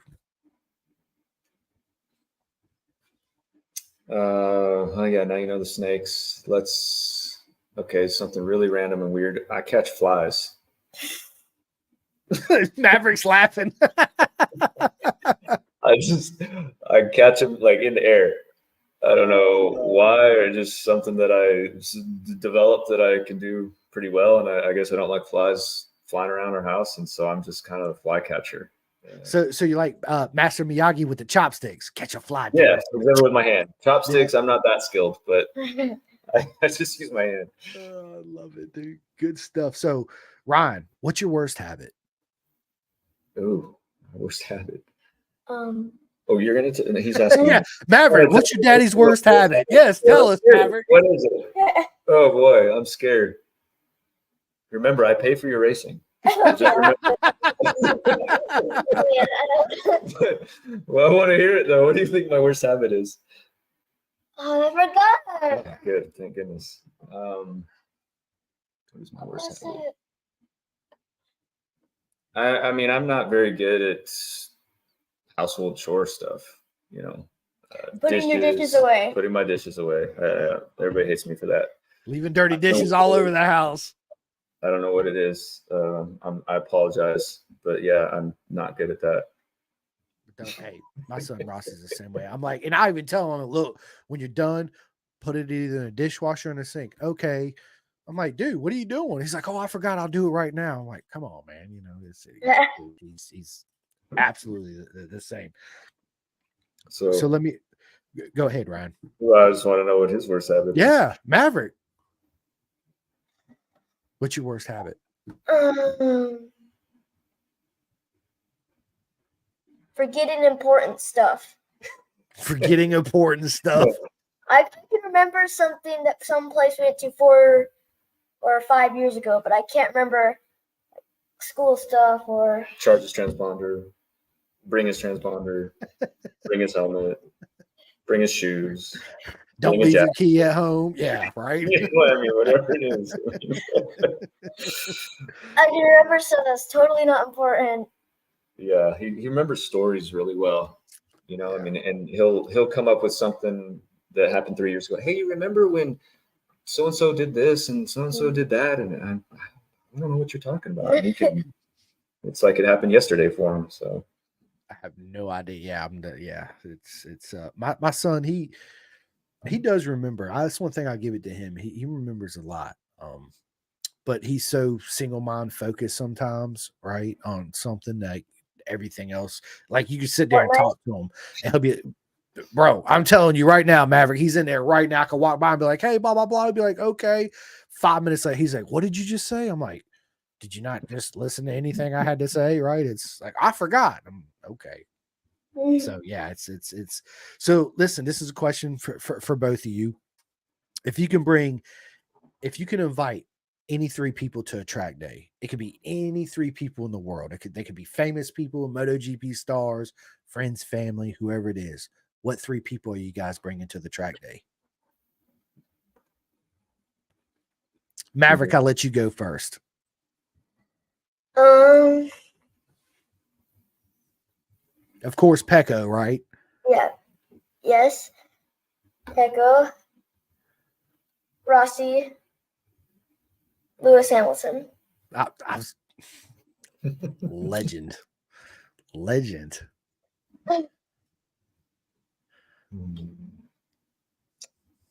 Rossi for me, number 1. I don't know if I should say this. I'll get in trouble. What was it? We'll say Rossi and Marquez, just because I want to see them together and see how awkward that is. Imagine if they're listening to those podcasts. They're not. I don't think. No offense, but shoot, who else? What's the third one? Who am I missing that I really would want to take to the track? My wife. Gotta have her, man. When she's not with me at the track, which sometimes happens, I'm pretty pathetic. I can't even feed myself. You know, that's why you need Chef Eats. You don't have to. You throw it in the microwave 3 minutes, and boom, there it is. When I listen to his podcast, I mean, he really did hit the nail on the head. I mean, it's hard. I guess I'm not the only one. It's hard for us to focus on feeding and drinking when we're focusing on these other things. You know, the tires and how we're doing on track. So yeah, I'm always famished when wife's not at the track with me. Yeah. That's awesome. So she's got to be there. Whoever the other 2 are, doesn't matter. She's got to be there. I love it. Good answer. And so Jeff says, ask Maverick and Ryan about Mav's movies. So you want me to tell him? So he has developed an incredible skill of making animated movies. I'm blown away. I could never do something like this. He takes Legos and creates movies, like animated movies. And if you watched him, you got to have some serious patience to do this. You have to set up each. Yeah, you got to move them just like barely an inch and take a picture. In small increments, yeah. And then move it again and then take a picture and then move it again. All for 30 seconds, and maybe like his longest one, the one that I think is his greatest one so far, is he did the greatest GT race ever. And the race of the century. The race of the century, I'm sorry. It's a 2-minute video of just a race, a GT kind of Le Mans style race, and with podium at the end and everything, spin out where he does all these effects that it's pretty amazing. If you get a chance it's on his Instagram page, but it's pretty cool, and YouTube. But I mean, for an 11-year-old, and this is all self-learned, and he does it all by himself. His mom and dad we're not that talented. He just he's learned it all and does it all on his own, and he loves it. So Maverick, when we were growing up, we kind of did something similar like that. We had a notebook and we draw like something, go to the next page, draw a little something, go to the next, and then flip it. There it is. There's our movie. I used to, what I used to draw? I had a bad habit of drawing riding wheelies.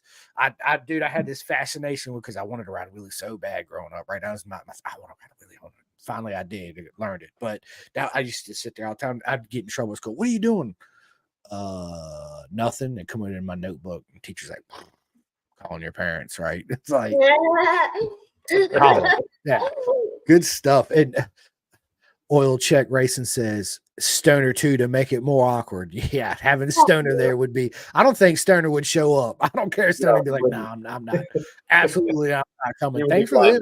Yeah, no, absolutely not. And then we have the legend in the house, Tasha Lackey. I'll vouch for that. The Lackeys feed Max when his wife isn't there. Ha ha ha. Yeah, she is a legend. They absolutely take care of me. They're amazing. Let's talk about them a little bit, right? I'm a huge fan. And Vice. Yeah, I joined up with them when they were starting in 2019, 2020. Anyway, and 2019. They're just amazing, right? We can't say enough about them. They're what they've built, and to be able to stick with it, right? When I first met them and saw what they were trying to build, I kind of knew that it was going to be a hard road, but I believed in them. They believed in me, and they make amazing suits and gloves. But they're fast, also be safe. go fast, be safe. But they're also amazing people, and they take care of you at the track. Tasha's, she's fed me a lot. So, and I'm sure she's fed a lot of other kids and big kids at the track as well. Me included. So thank Yeah. you, Tasha. Thank you, Rob. And Bison Track, you guys can't go wrong with them. So we can't plug them enough. No, I plug them every podcast. And matter of fact, you can ask my wife when I leave the house, it's pin the gas shirt, Bison hat. She's like, "Are you gonna wear anything else?" I'm like, "No, this is it. This is what it is, right?" It's So I met Robert and Tasha. I knew about them. I had Robert on the podcast towards the beginning, and we become really good friends. Met Carter and Tasha, and I love their energy. They're the type of people that I want to not only share this life with and be really good friends. I believe in what they do and what they stand for, and I want to support them as much as I can. Right? That's why I talk about them all the time. That's why on the intro of the podcast, I'm like, don't buy an off the rack suit. Go get you a full custom bisontrack.com suit, right? It's once you meet them, it'll change your life. It really will. They're so caring, so giving. They pay attention, and it's they feed you, right? Which is a plus. Yeah. You get to play with the bunny rabbit. Is they feed you. Yeah, they feed you. There it is. It's they are just truly amazing people, and I really believe in what they do and what they stand for. I mean, dude, they're the only ones that are on every Moto America event, right? And it don't matter if you wear a Revit, a Day and Easy, Alpine Star. If you have a mishap, guess what? You can go see Bison, and they will, dude. They'll help you out. They'll whatever it needs, sewing, coloring, whatever it is, patches. But what you cannot do is take a Bison suit and go to Revit or Alpine Star and say, "Hey, I got an issue. I need you to sew this." They're gonna be like, "Absolutely not," right? And to me, absolutely, that's what separates them from everybody else. The love and support that they give to everybody at the racetrack, whether you're a Bison rider or not. They are simply amazing people, and I'm proud to be an ambassador for Bison. And I talk about them all the time. And I tell all my friends too at track days, I'm like, "Dude, what are you doing, man? Put that thing away, go sell it, get you a Bison." I'm telling you right now. Yeah, it really is. So what suit? They're cool as the underside of a pillow. I love it, dude. I love it. Tasha says, Max was one of our very first sponsored riders. We appreciate his faith in us from the early days. Yeah, absolutely, Tosh. Yeah, I saw. I just, it doesn't surprise me that they are where they are now. I could see it in the beginning. Oh yeah, it's and man, I can't wait. And I talked to Robert the other day, and I was like, "Dude, I can't wait to come to Mid Ohio and get my hugs and get to hang out. And I want to cook dinner for them. Yes, I got to use your grill, Tasha, but I want to cook dinner for you guys at Mid Ohio. So when I come to Mid Ohio, we'll go to the store. I'll buy the food. I'll cook out for everybody. It's going to be a proper mega time, as I always say. I can't wait, and I can't wait to get my Bison suit. I'm so excited to get my suit. It's I can't you're gonna wear it on your podcast, aren't you? Absolutely, I'm gonna wear it on my pod. People are like, "What is this dude doing?" I'm like, "Bison, you guys see it, yeah." And I've there's only very few people that have actually showed the picture to. I put out a picture of the gloves in the chest protector, but there's very few people that's actually seen photos of the suit. So I'm absolutely excited. Can't wait. But I will text it to you and Maverick so you guys can see it. So, question for obviously my two legends of a guest. If you had your own private island and you could have one racetrack on that island, what racetrack would it be? Go first. There you go. I went first last time. Before last weekend, probably would have been a different, but I got to say Crescent. I mean, I love that track now, right? This was easy. Kart Moto. There it is. Kart Moto. Mine would be Cadwell Park. 100%. It's such an amazing track. super hard, super technical. But yeah, it's You've ridden on that track? no, I've been there. I went there in August for the BSB race. But when I go back in 2025, my mate Craigo, he's got a bike for me, and he said, "Dude, when you show up, you're getting on the track." I'm like, "Bro, I'm bringing my bison suit too." Yeah, absolutely. Let's go. I can't wait. So talk to me about that. You know, the hill that they jump over. Is The that mountain. Yeah? Tell me about that. Is that real? Does that happen every lap? Or Dude, I mean, every lap. talking about it. Bro, it's one of those experiences that you see it on TV and you're like, yeah, that's cool. I really want to go. But when you see it in real life, it's absolutely amazing. So they come up, when they come down the back straight, it's I think it's second gear. They flick it to the right, they flick it to the left, it goes down another little straight, it goes left, and as soon as they hit back right, right there's the mountain jump. And when you're standing there, and the mountain jumps in front of you, I mean, it's a freaking hill. It's not just a little, it's an absolute proper hill, right? And when they jump it, like Ryan Vickers, Josh Brooks, they absolutely, I'm talking about the rear tire is 5-6 feet off the ground. Dude, it is amazing. You're like, are you kidding me right now? And they said that one of the hardest things to set up for that track is your chain slack, because you can't have it too tight and you can't have it too loose, right? Because if you hit, your chain can come off. If you have it too tight when you hit, well, you already know the outcome that's going to be, it's going to break. Wow. It is they're jumping like on the Isles of Man, TT. In the Isle of Man, they jump? Yeah. Yeah. more than that. It's more than that. Yeah. It's probably, Yeah. I mean, it's the biggest jump in road racing, right? Absolutely. It is. So Maverick, when we get done with this, go to YouTube Cadwell Park, and you'll just be like, are you kidding me right now? It's absolutely amazing. And all angles you watch it is crazy. So I got to, obviously, when you pull up in the track, you go through the gate anyway, you walk straight back. There's a clubhouse on the left, and there's a certain grandstand. When you're there for like practices stuff, you can pretty much get in there. But during the race weekend, you actually got to buy a pass just for that section, right? To sit there. And that's where most of the photographers sit, a lot of them, because of the mountain jump, right?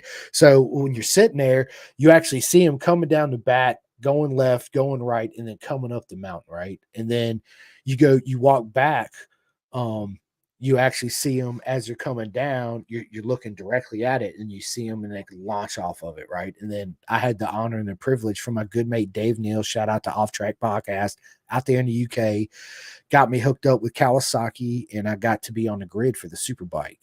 So I got to be on the other side and watch them actually fully come all the way down and go. And then I had my Insta 360 camera that I had out. Dude, it's hard for me to put into words. It's just, you got to experience. It's Is it something that, I mean, guys that go there just for track days, or, you know, maybe not the top professional guys, are all those guys jumping right there, or is it just the top guys that end up jumping over that? A lot of them jump it. My good buddy Caden Wilkinson, he was absolutely mega launching it. I was like, "Whoa, dude, are you kidding me right now?" But he comes from a motocross background, right? Mm-hmm. My man Luca Allen, absolutely launching it. I was there, so when I showed up, so that race weekend is a Saturday, Sunday, Monday. It's not a Friday, Saturday, Sunday. So I showed up on, I think it was a Friday or a Thursday. It actually had a track day, and some of the riders were kind of jumping it, right? But most of them weren't, as far as during that track day anyway. But as far as the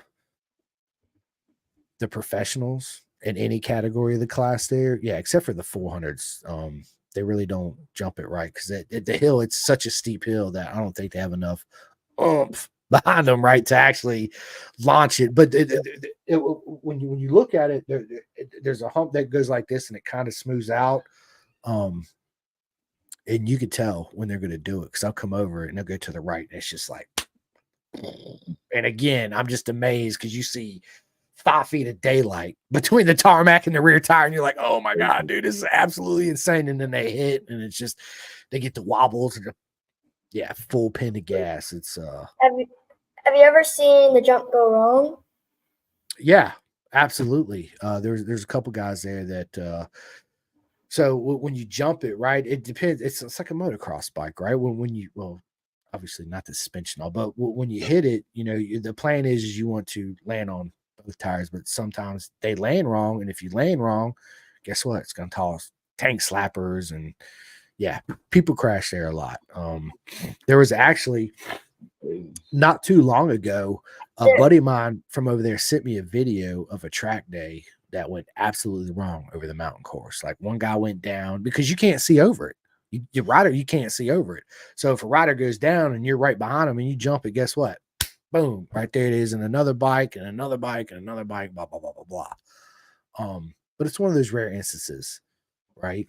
But yes, it does go wrong. I've seen, let me think. It's a good question. One, two. They don't have the suspension soft as a baby's bottom, I guess. Probably not, right? Probably not that soft, but it's It would be again, interesting to know. I mean, I'm glad you pointed out with the chain, they got to make sure they have the right chain slack. It would be interesting to know if there's a specific setup for that track that they have to maybe compromise in other parts so that they can land properly on that. Oh, I'm sure I got mates. I'll shoot them all text and see for sure. I'm sure there is, because that's one of the questions I asked, and they're like, yeah, mate, absolutely, you got to make sure your chain's set up for this mountain jump, Yeah. because if not, you'll lose so much time, right? Yeah, good stuff, man. It's absolutely amazing. And I recommend everybody go to YouTube, watch the last BSB race of 2023. It was hands down the best race of the whole 2023 season, not just in BSB, but the best race out of any road racing organization last year. It was down to Tommy Birdwell and Glenn Irvin. It was a half a point between them, winner take all. And it was just, I'm not going to give nothing away. Go YouTube it, and you'll thank me later. You'd be like, dude, this is absolutely insane. Plus, I say this all the time, Ryan and Maverick. I love BSB. It's my favorite race organization. And the main reason why is because they're racing 240 horsepower motorcycles with no electronic assist. Yeah, that's nuts. So it's old school, proper way of racing, right? Where the rider makes a difference, right? It's not, oh, well, in this fourth gear corner, you could be, 80% throttle, but you're only doing 30% throttle. You got to trust the electronics and just, right? That's not how it is. It's yeah, absolutely amazing. Let me ask you guys this. I'm a big audiobook listener too. Like I listen to a lot of audiobooks. I don't really read a lot. Like it makes me sleepy, right? In my 46 years of age, I get sleepy when I actually got to physically read a book. But there is one book that I am currently reading, and I'm almost done with it, is this book right here called MotoGP Performance Riding Techniques. This was sent to me by my buddy Andy Ibbett that I actually had on the podcast. If you guys don't know who Andy Ibbett is, look him up. He's an absolute legend of the sport, road test editor, magazine writer, performance coach. He actually coached Valentino Rossi for a while. Wow. So yeah, he's an absolute, he sent me that, but I listen to a lot of audiobooks, and the audiobook that I'm currently listening to right now is, I show everybody, The Way of the Ronin by Tu Lamb. It's a military book, right? It's really good. But a lot of the books I listen to, of course, is any road race autobiography I listen to a lot. But this is the current one that I'm listening to. So Ryan, do you listen to any books or read books or? Yeah, I mean, I've read quite a few books. If you're talking about just racing books, my favorite's the Valentino Rossi autobiography. My latest book that I've read is the Cyberkinetics. That just has to do with the power of the mind. Yeah, and that's been a really good book. Another book that doesn't have to do with any of this, but I think is a really good book for anyone to read, is The Wealthy Gardener. Just kind of a financial mindset book. So yeah, I don't really listen to books. No, I have to read them. I can't. Like I said, I get I'm ready to go to sleep. I read a book. I'd rather just throw them in like a podcast, throw them in, listen to them, and let's go. Maverick, do you read any books? School books don't count. So you can't say school books. That's absolutely not. Yeah, I read a lot. I read a lot, but not as much as my sister. She reads like 5 books every day. Yeah, it's my mom. My mom's the same way. I'm like, dude, you just got that book. She's like, yeah, I'm done with it. My wife's the same way. She got a is it a Kindle? I think it's a Kindle. And she's constantly, reading a book. So yeah. But what about podcasts? You guys listen to any podcast? We listen to F1 Nation. It's an F1 podcast. Yep. I listen to that one too. That one, and my buddy turned me on to this other F1 podcast.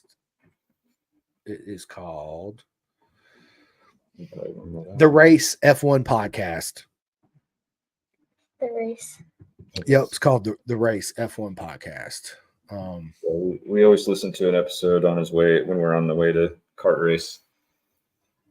Gets him in the mood. Maverick, who's your favorite F1 driver? Lewis Hamilton.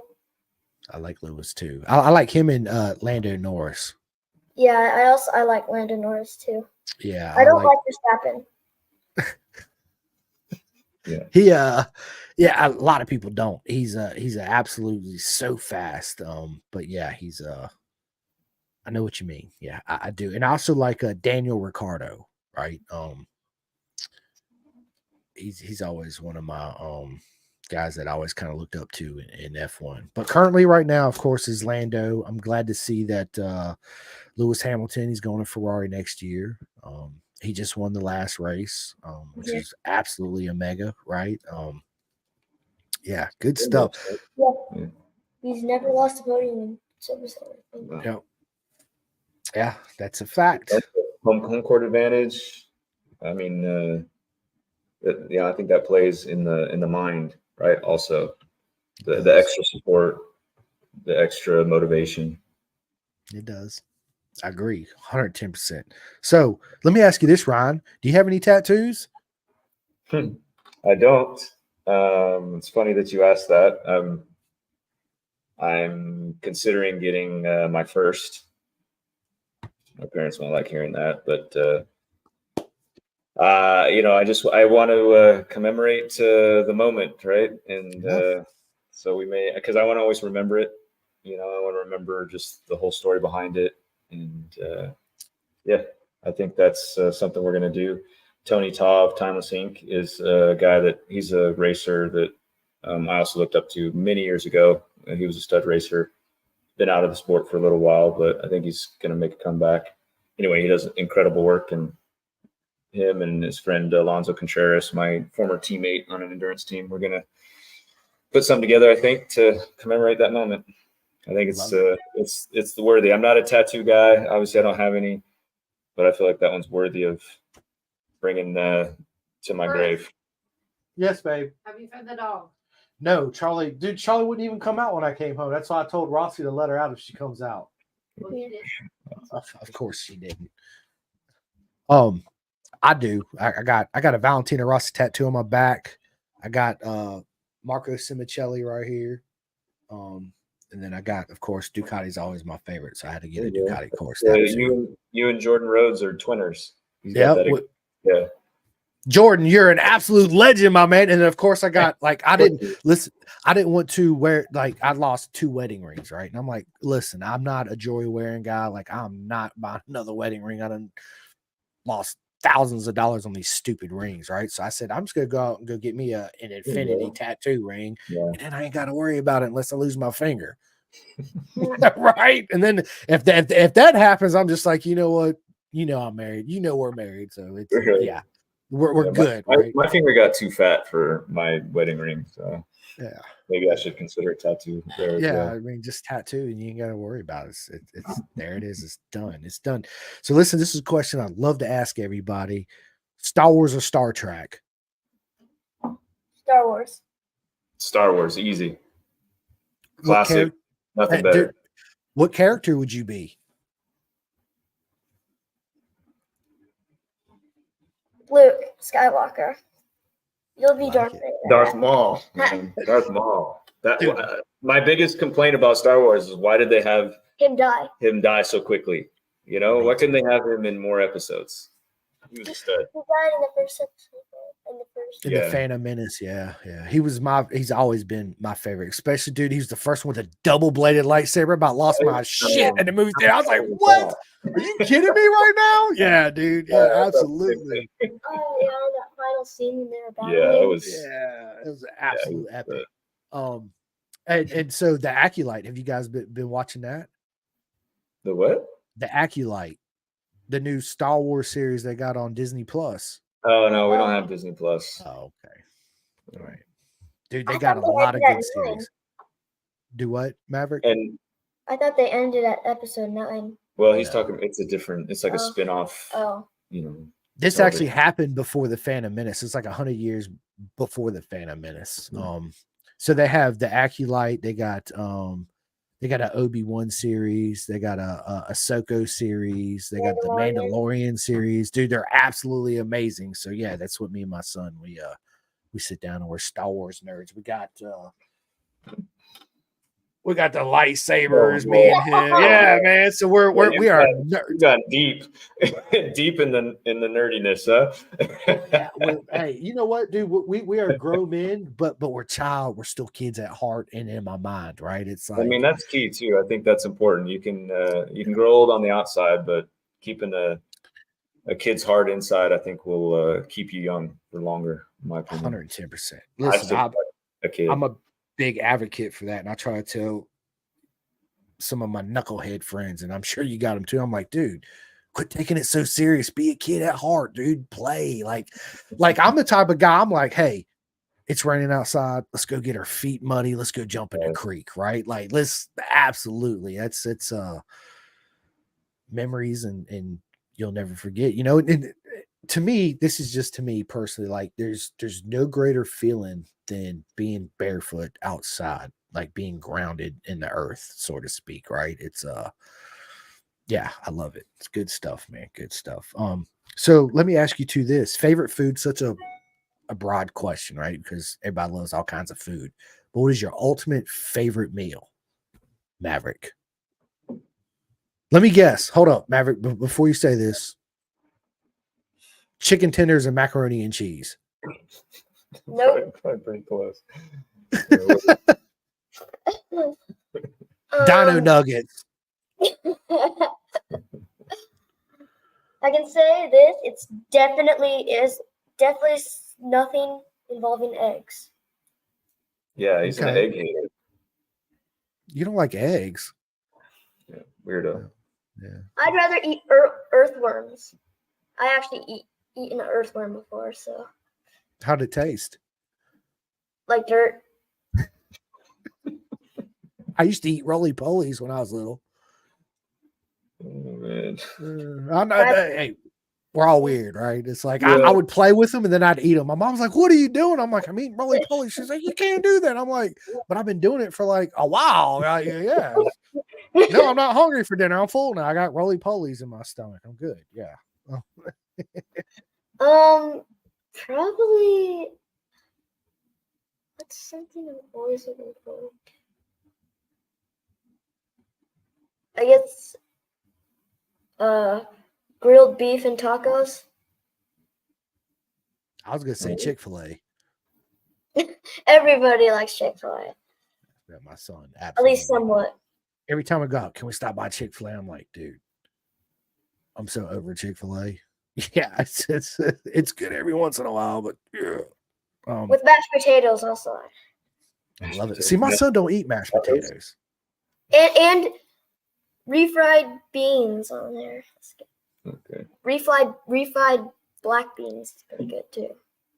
I like it. Sounds good. You're making me hungry. I know. Yeah. Real. Worms and roly-polies and mashed potatoes. Yeah, dude. This sounds like a good meal. Protein everywhere. Okay. My turn. Me, anything my wife cooks, but especially breakfast burritos with egg, sausage, and the tortillas that she makes. Sounds Nothing really tops good. that. No. So are you a hot and spicy type of guy? Like you like jalapenos, habaneros? Now I'm plain and boring. Boo. What about you, Maverick? Do you like spicy food? A little bit there, until it gets to a point Okay. I where gotcha. it's like, okay, this is too much. I absolutely love spicy food. The hot ones on YouTube. I know you, Brian. Have you seen the hot ones I've on seen YouTube? that. Yeah, I've Okay. seen that. So the last dab hot sauce, yeah, I got bottles of that in my refrigerator. I'm just, yeah, it's good. It's hot, but it's really good, right? The hottest thing I ever ate, I did that one chip challenge chip. My buddy's like, I dare you. I'm like, I banged it out, right? No problem. I'm like, yeah, it's a little hot. My nose is running because it's hot, right? But it's not like, oh my God, it's so hot. So he messed around and bought me, I think it was called the Death Nut, 13 million Scoville peanuts, or 6 of them. So I ate all 6 of them. Worst time ever. Don't recommend it to anybody. It was messed my taste bud up for like 2 weeks, and yeah, it was not pleasant. I'm just gonna leave it at that. Which was worse, coming in or coming out? I put it to you like this: I've never used ice cream sandwiches in that way before. And I was literally crying and told my wife to go get the last dab hot sauce and bring me a spoon. And she's like, "What are you gonna do with that?" You're like crying on toilet, and I'm sitting there taking spoonfuls of this hot sauce, just trying to mentally get my mind off of everything. Right? It was, Jeez. yeah, it was not pleasant. So yeah, it's I do like hot, spicy stuff. So Indian food's one of my favorite foods. And I messed up. I went to Indian restaurant. We have one out here called Nawab's. It's really good. And I don't like spice I like spice all the time, but certain levels of heat, like when I'm really in the mood, like I just want to burn up, right? Like I want to get to that point. So I go in this Indian restaurant and I say, "Hey man," they always ask you, "What level of spice you want?" Out of 5, I said, "Give me an 8 or a 7, whatever it was." And he looks at me, he's like, "Are you serious?" I'm like, "Dude, make it as hot as you can make it. That's the mood I'm in." He's like, so he kind of chuckles and he walks around the corner, and I see him talking to the other server, and they both look at me and they're chuckling. And I should have knew something was up at that point, right? They bring me my food. I'm 6 bites into it, and all of a sudden I'm like, there's something seriously wrong right here. I mean, it was absolutely so hot. My tongue was, yeah, I ate my food, but I didn't enjoy it, right? But it was good. But I Yeah, didn't that's why I don't enjoy like it. spicy. I feel like spicy food just kind of takes away from the actual taste of the food. It over time. depends. I will say this. So I recommend this to everybody. The best, not the best, but the easiest hot sauce you can make. It's not really a hot sauce. Is grapeseed oil. You can go to any grocery store and buy grapeseed oil, right? And crushed red pepper. Grapeseed oil, crushed red pepper, let it sit. You can put it on anything: burgers, soups, chicken, French fries, whatever it is. It's the right amount of heat. It's not overpowering at all. That's why I don't like sriracha. Sriracha tastes good, but anything you put sriracha on, guess what? It tastes like sriracha. It don't taste like nothing else but sriracha. So I kind of put that one out the window. I'm like, yeah, it's good, but if I want to just taste sriracha, I'll just drink it out the bottle because that's basically what it tastes like, right? Yeah. Let me ask you this: Are you a pineapple on pizza guys? No. Both y'all at the same time. I was like, oh, absolutely not. No. It's good. I'm a pineapple on pizza guy. Kind of the same reason why I don't like pepperoni, which I know is going to make everybody go crazy. Yeah. I think pepperoni does the same thing pineapple does when you put it on a pizza. All you do is taste the oily pepperoni, you know, and same with pineapple. But pineapple separate, love it. It's good. Have you ever grilled pineapple? Yeah. Delicious. I tell you, my mom makes this meal where she'll do grilled peaches and pork chops. And I'm not a big pork eater. To me, pork is naturally super salty, right? But whatever marinade she makes, she gave me the recipe. I just ain't made it. But she makes this marinade, grills the peach with the pork chops. Man, it's so good. Could you get that whatever marinade with the sweetness of the peach? Yeah. And then I'll always this is what I do. I'll grill pineapples or buy pineapples, and any basically salsa I buy at the store, I add pineapples to it. It's good. So whatever salsa you like with your chips, I always throw pineapple in it. Yeah. Or pickles. I'm a big pickle eater. I've never said this before. I love pickles, right? He Hot loves and pickles. spicy pickles. Yes. Maverick. Absolutely. So what I do is I'll go out and buy whatever brand favorite pickles you like. I buy a couple habaneros and chop them up and throw them in the jar of pickle and let them sit for like a week or two. And there, I got some spicy pickles. And I drink the juice. I'm a nerd. I'll be at work like drinking pickle juice, and people are like, "Dude, that's so gross." I'm like, "Dude, it tastes so good. What are you kidding me right now?" Yeah, I love it. I know that people do that track weekends for the electrolytes. I've never done that, but It's good. You should. It's really good. So, what series are you guys currently watching on like Netflix or Amazon or anything? No. we're a huge. My wife and I were a huge fan of Vikings. That's I just watched the new episode last night. yeah. So we Yeah. watched one last night. That hard to top that. Yeah. Vikings. Have you seen The Last Kingdom?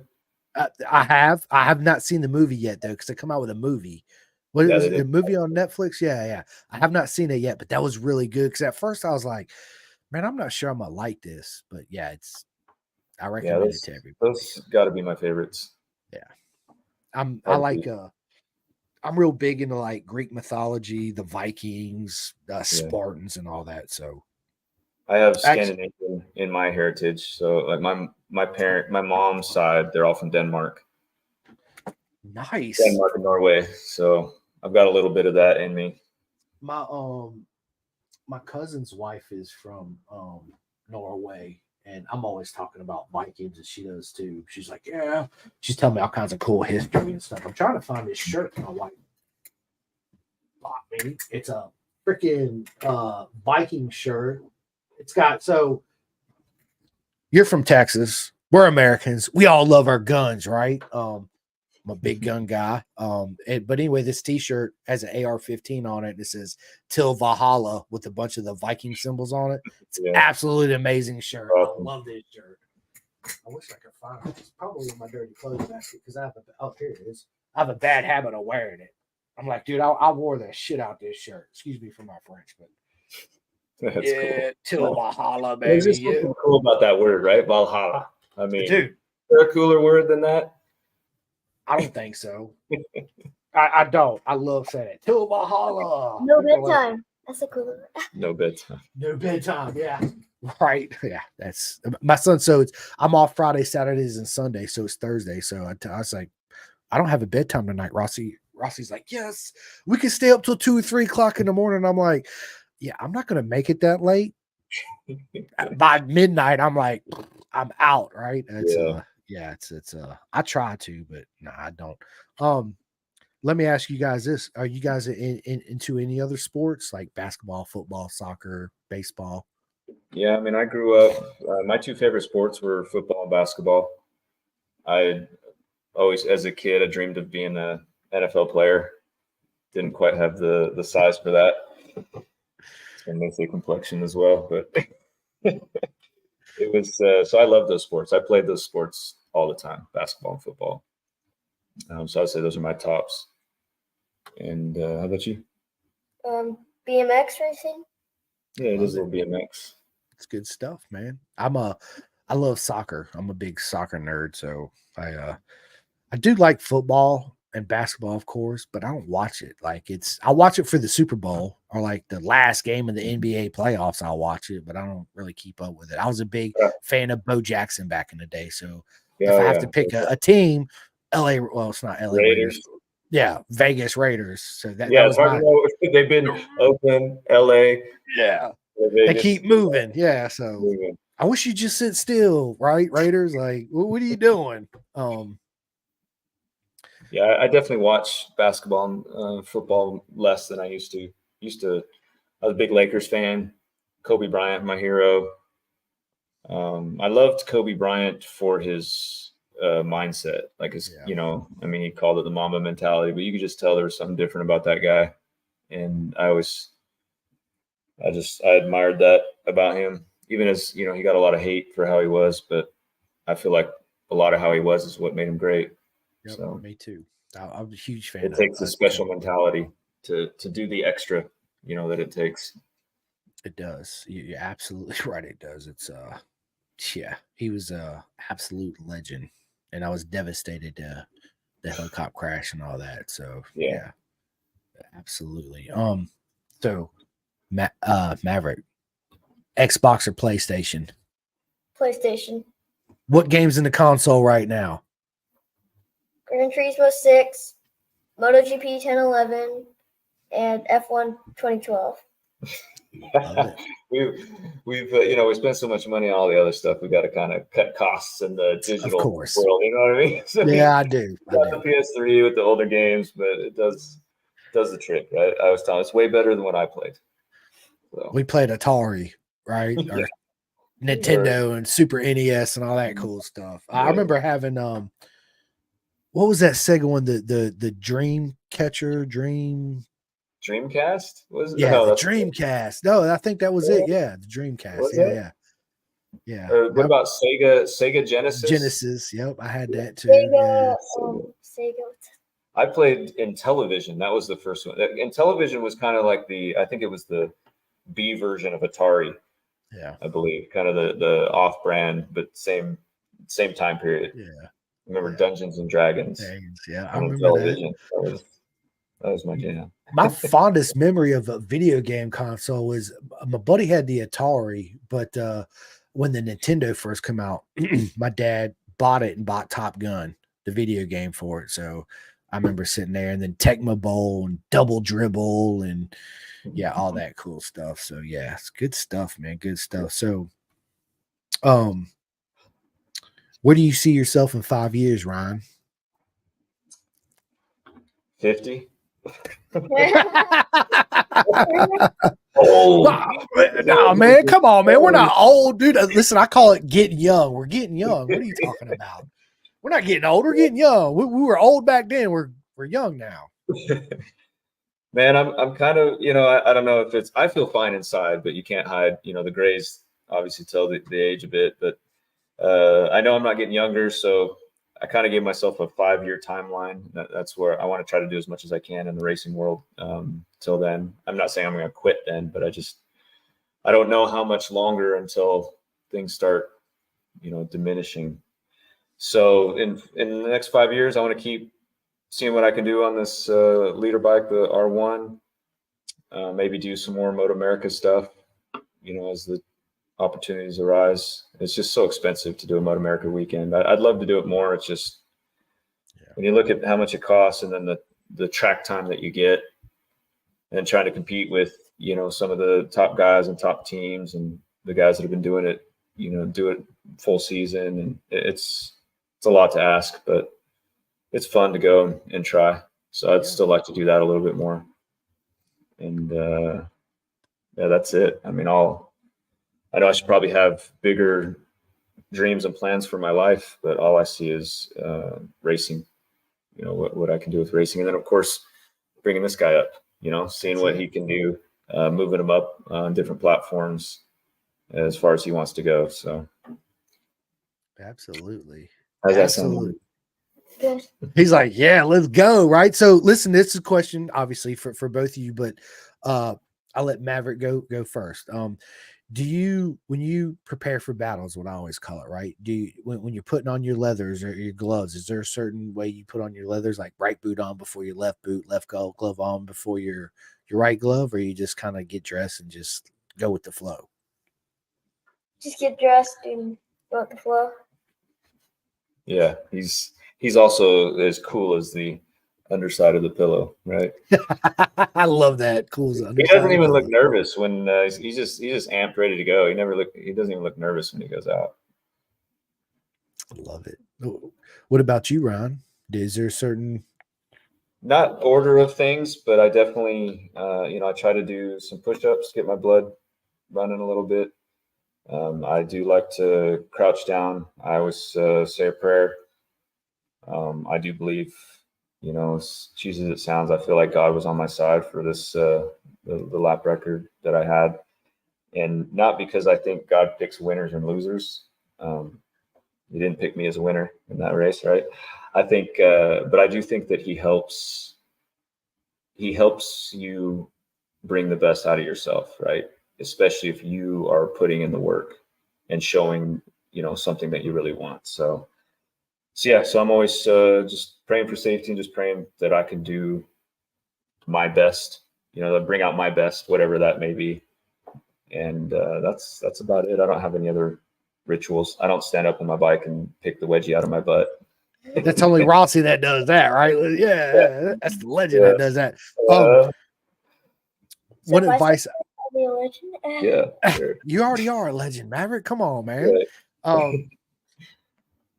I had my good buddy Nolan Lampkin on, right? And I asked him the same question. He's like, dude, I wear my socks inside out. And I was like, wear your socks inside out? Like, that's okay. It's because, where it's sewn in the front, it gets up in your toes. And I was like, I hate that. He's like, well, start wearing your socks inside out. Since I had him on the podcast, every day I wear my socks inside out. And I've told even my buddies, they're like, dude, this is a game changer. I was like, I told you. So advice, try to wear your socks inside out. It's an absolute game changer. Is that the same as wearing your underwear inside out the next day and it's like wearing a new pair of underwear? Or no, is that absolutely? Yeah, no, that's not the same, but yes. Only if you use monkey butt powder. If you use monkey butt powder, then yes. Good stuff. Yeah, we'll have to try that. Inside out socks. Okay. Listen, I'm telling you, it's an absolute game changer. I'm not trying to be funny, but yeah, I wear my socks absolutely inside out all the time. So everybody listening to this, wear your socks inside out. You'll thank, well, don't thank me. Thank Nolan Lampkin. Nolan Lampkin. Yes. Right. Absolute legend. So yeah, man. If you could choose one superpower, what would your superpower be, Maverick? Walk through walls. All right. Yeah. One superpower. I don't know, this is gonna be lame, but I would want the superpower that, whatever superpower Rossi, Martin, Pecco, Marquez, whatever superpower they have, that's what I would want. To be able to ride a motorcycle like them. Oh, I love it. That's awesome. I love it. Well, listen, guys, this has been an absolute honor. We're 2 hours and 30 minutes into this. I told you it was going to go by fast, right? And time just flies. It does. Is this your longest podcast? No, the longest podcast I did was I had Annie CBR on, and we went 3 hours and like 9 minutes. Yeah, so it's still, 2.5 hours is still a decent podcast. You're easy to talk to. Oh, I wanted to ask you the show. So is that a nickname you gave yourself when you started doing the podcast, or where did that come from?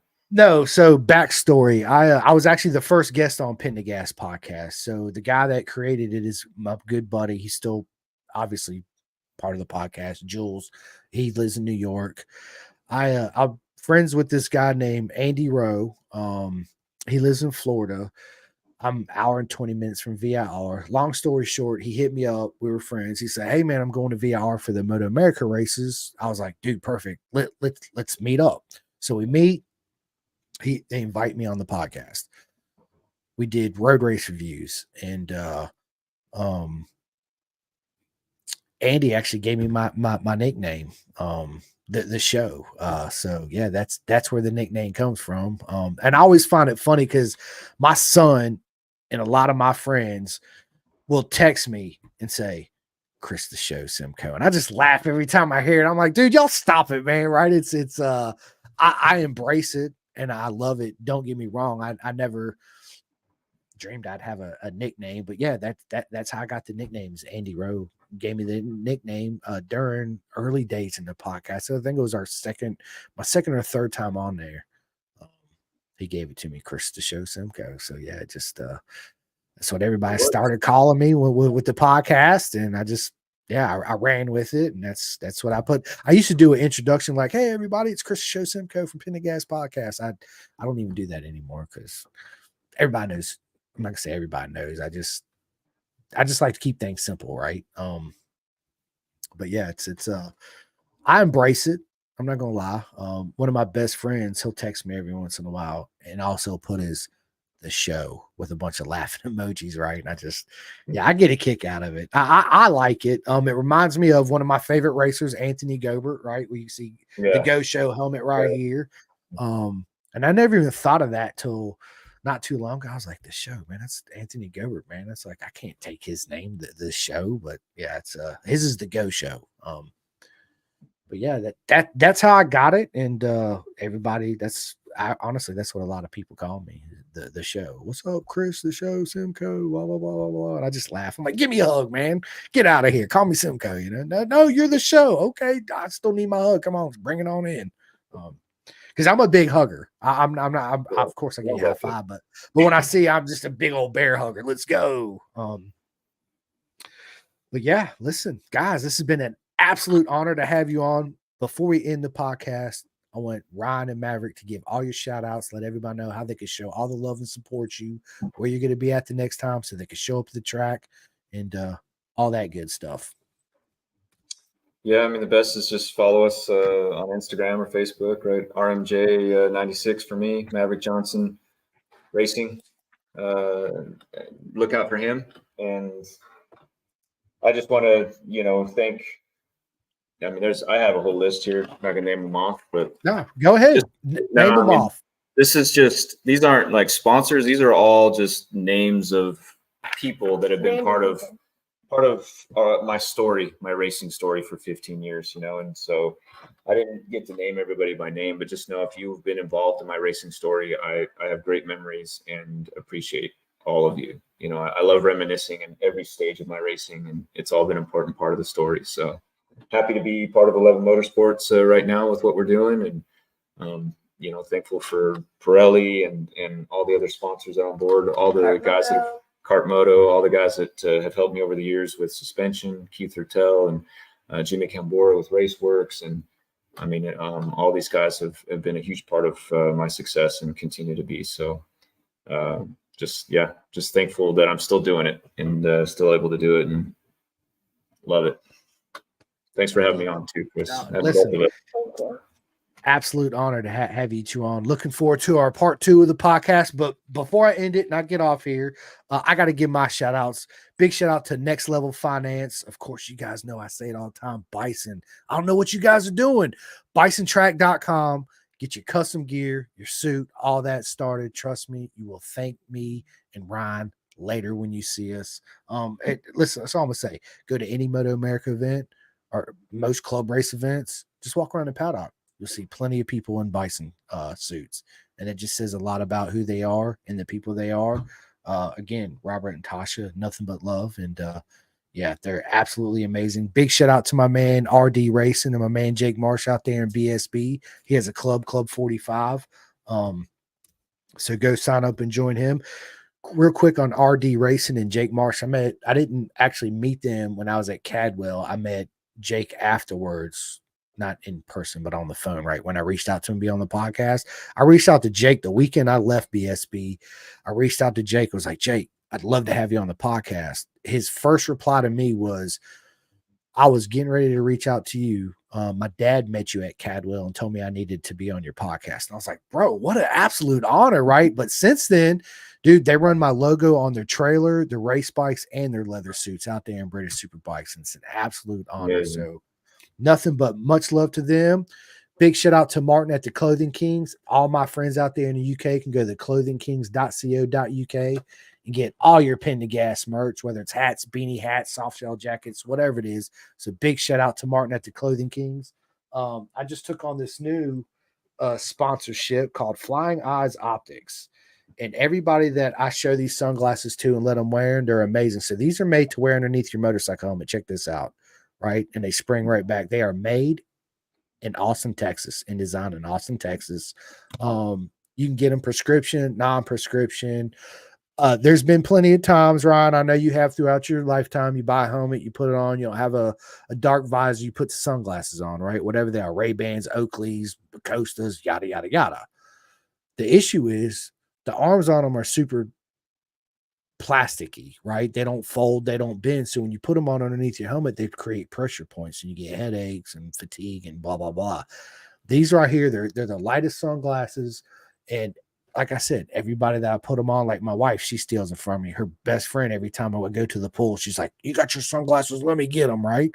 Here, there you go. And when I go to the races, I tell everybody, hey, you want to try them? I have them on me. We'll trade glasses. Wear them for a day, wear them for half a day. We'll trade them back. Tell me what you think. So Flying Eyes Optics, they're absolutely amazing. They have all kinds of styles. colors, variations, all that good stuff. And you can go to Flying Eyes Optics, use Pin the Gas 10 to get 10% off all your sunglass needs, right? And of course, my man Jeff Shervin at Chef Eats. I don't know what people are not doing, but you need to sign up for Chef Eats. Trust me, they're the most amazing meals you can take to not even just to the racetrack, but at home. I got them. I don't go to the racetrack all the time, right? I wish I lived at the racetrack, but I eat them at home. I take them to work. I let people at work. I'm like, dude, try this Chef Eats. They're like, oh my God, this is microwavable. I'm like, dude, I'm telling you right now, best food you can buy. He has all kinds of meal prep foods you can get, athlete foods, no salt, no seasoning, catered to your needs and delivered to your door, which is even better, right? Yeah, so SFL Mini GP, if you're in South Florida on the East Coast, trust me, look up Michael Carrera SFL Mini GP. They're absolutely amazing. Big shout out to my man Julian Carrera racing in the British Talent Cup this weekend. I hope you absolutely kill it. And good luck to all my friends racing in BSB and Jillian out there this weekend, and my buddy Luke Power in World Super Sport alongside World Superbike, and my friend Mallory Dobbs and Lizzie Whitmore out there in the FIM All Women's Championship. Let's go. Yes. Vet2 Track. Any of my veterans out there, vet friends, look up Vet2 Track. Jim Whitman, he's an absolutely amazing human being. You get to go to the track, be with like-minded people, get your mind off whatever you're going through, and be part of the community. His program's absolutely amazing. Big shout out to my man Take at 64 Degree Racing. He sent me this custom two-piece undersuit right here. Listen, I've had a lot of undersuits in my life. If you want to buy a two-piece undersuit, big shout out to 64. It's absolutely amazing. Dude, I've had Alpine Star, all that, right? Yeah, best one. I do have a Bison one. I love my Bison one. It's absolutely, I just got it like a couple weeks ago. I haven't had a chance to wear it though, because I ain't got my leather suit yet. My other leather suit I had to throw away because it had too many holes in it. It was all beat up. It was just, yeah, you know how it is, Ryan. You got to sometimes you just gotta let stuff go. I hang them up because they all tell a story. Man, I wish I'd have kept all my. I've had several. Honestly, what I did, I didn't throw them away. I donated them to a couple of my friends. Right? They're like, "Oh, dude, blah blah blah." I'm like, "Look, this needs to be sewn here, needs to be patched up here, but here you go." I threw it in the washing machine so it don't stink no more. But yeah, there it is. Yeah, good stuff. So listen, ladies and gentlemen, absolute honor to have Ryan and Maverick Johnson on the podcast. I want to thank each and every one of you guys for watching, listening. And if you had not had the chance yet, please go to my YouTube channel and hit that like and subscribe button. Subscribe button. I really appreciate it. Thank you guys so much. I need you to stay on with me for a minute because I need to get your question for my next guest, which is something new I'm doing. So this is going to start with Maverick and Ryan. I'm gonna have all my guests that come on the podcast ask my next guest a question, which I think is a cool idea. I ran it by my wife. She's like, that's a brilliant idea. So yeah. So I don't want to do it live because then if he's watching, he's going to know exactly what you ask, right? But yeah, absolutely. So listen, Ryan and Max, is there anything you guys want to say before we end the podcast? Just two more shout outs. Just KYT Helmets came on board, and they're sponsoring myself and Maverick. Really appreciate them. Brandon Cree too, and then also Magura Master Cylinders. A lot of people don't know about them, but I'm telling you, the feel that those Master Cylinders have, incredible. They've been with me since 2019, and definitely good Brembo alternative. I would argue they're better than the Brembos. I absolutely love mine. You can ask Jordan. I make them change any bike I have. I make sure it's changed to a Magura. So yeah, just wanted to give those guys a shout out. And listen, I can contest to that. I got a McGuire HC1 clutch on my on one of my bikes, and it absolutely changed the game. My buddy's got the same bike, and I was like, dude, like when I put it on there and I was bleeding, I was like, I don't even think this thing's working. That's how light the pull is. I was like, are you kidding me right now? Yeah, it's absolutely amazing. German made, very high quality components. I love my Magura. I don't have the Brake Master. I do have a Brembo RS You need to try it. C19. I'm telling you. You on know, there sometimes now. you get a little bit of squish, even if you bleed the brakes. Yeah. Not with the Magura. Okay. All right. I'll keep that in mind. Absolutely. Well, too bad I just bought my Brembo, right? So yeah. But yeah, listen, everybody, absolute honor. Stay tuned because I got 5 podcasts. Well, I got today, tomorrow, Saturday, and Monday. So yeah, I got a bunch of podcasts lined up. I appreciate everybody for all the love and support. It means the absolute world. And yeah, we'll see you guys soon. All right. Maverick, what'd you think of your first podcast, my man?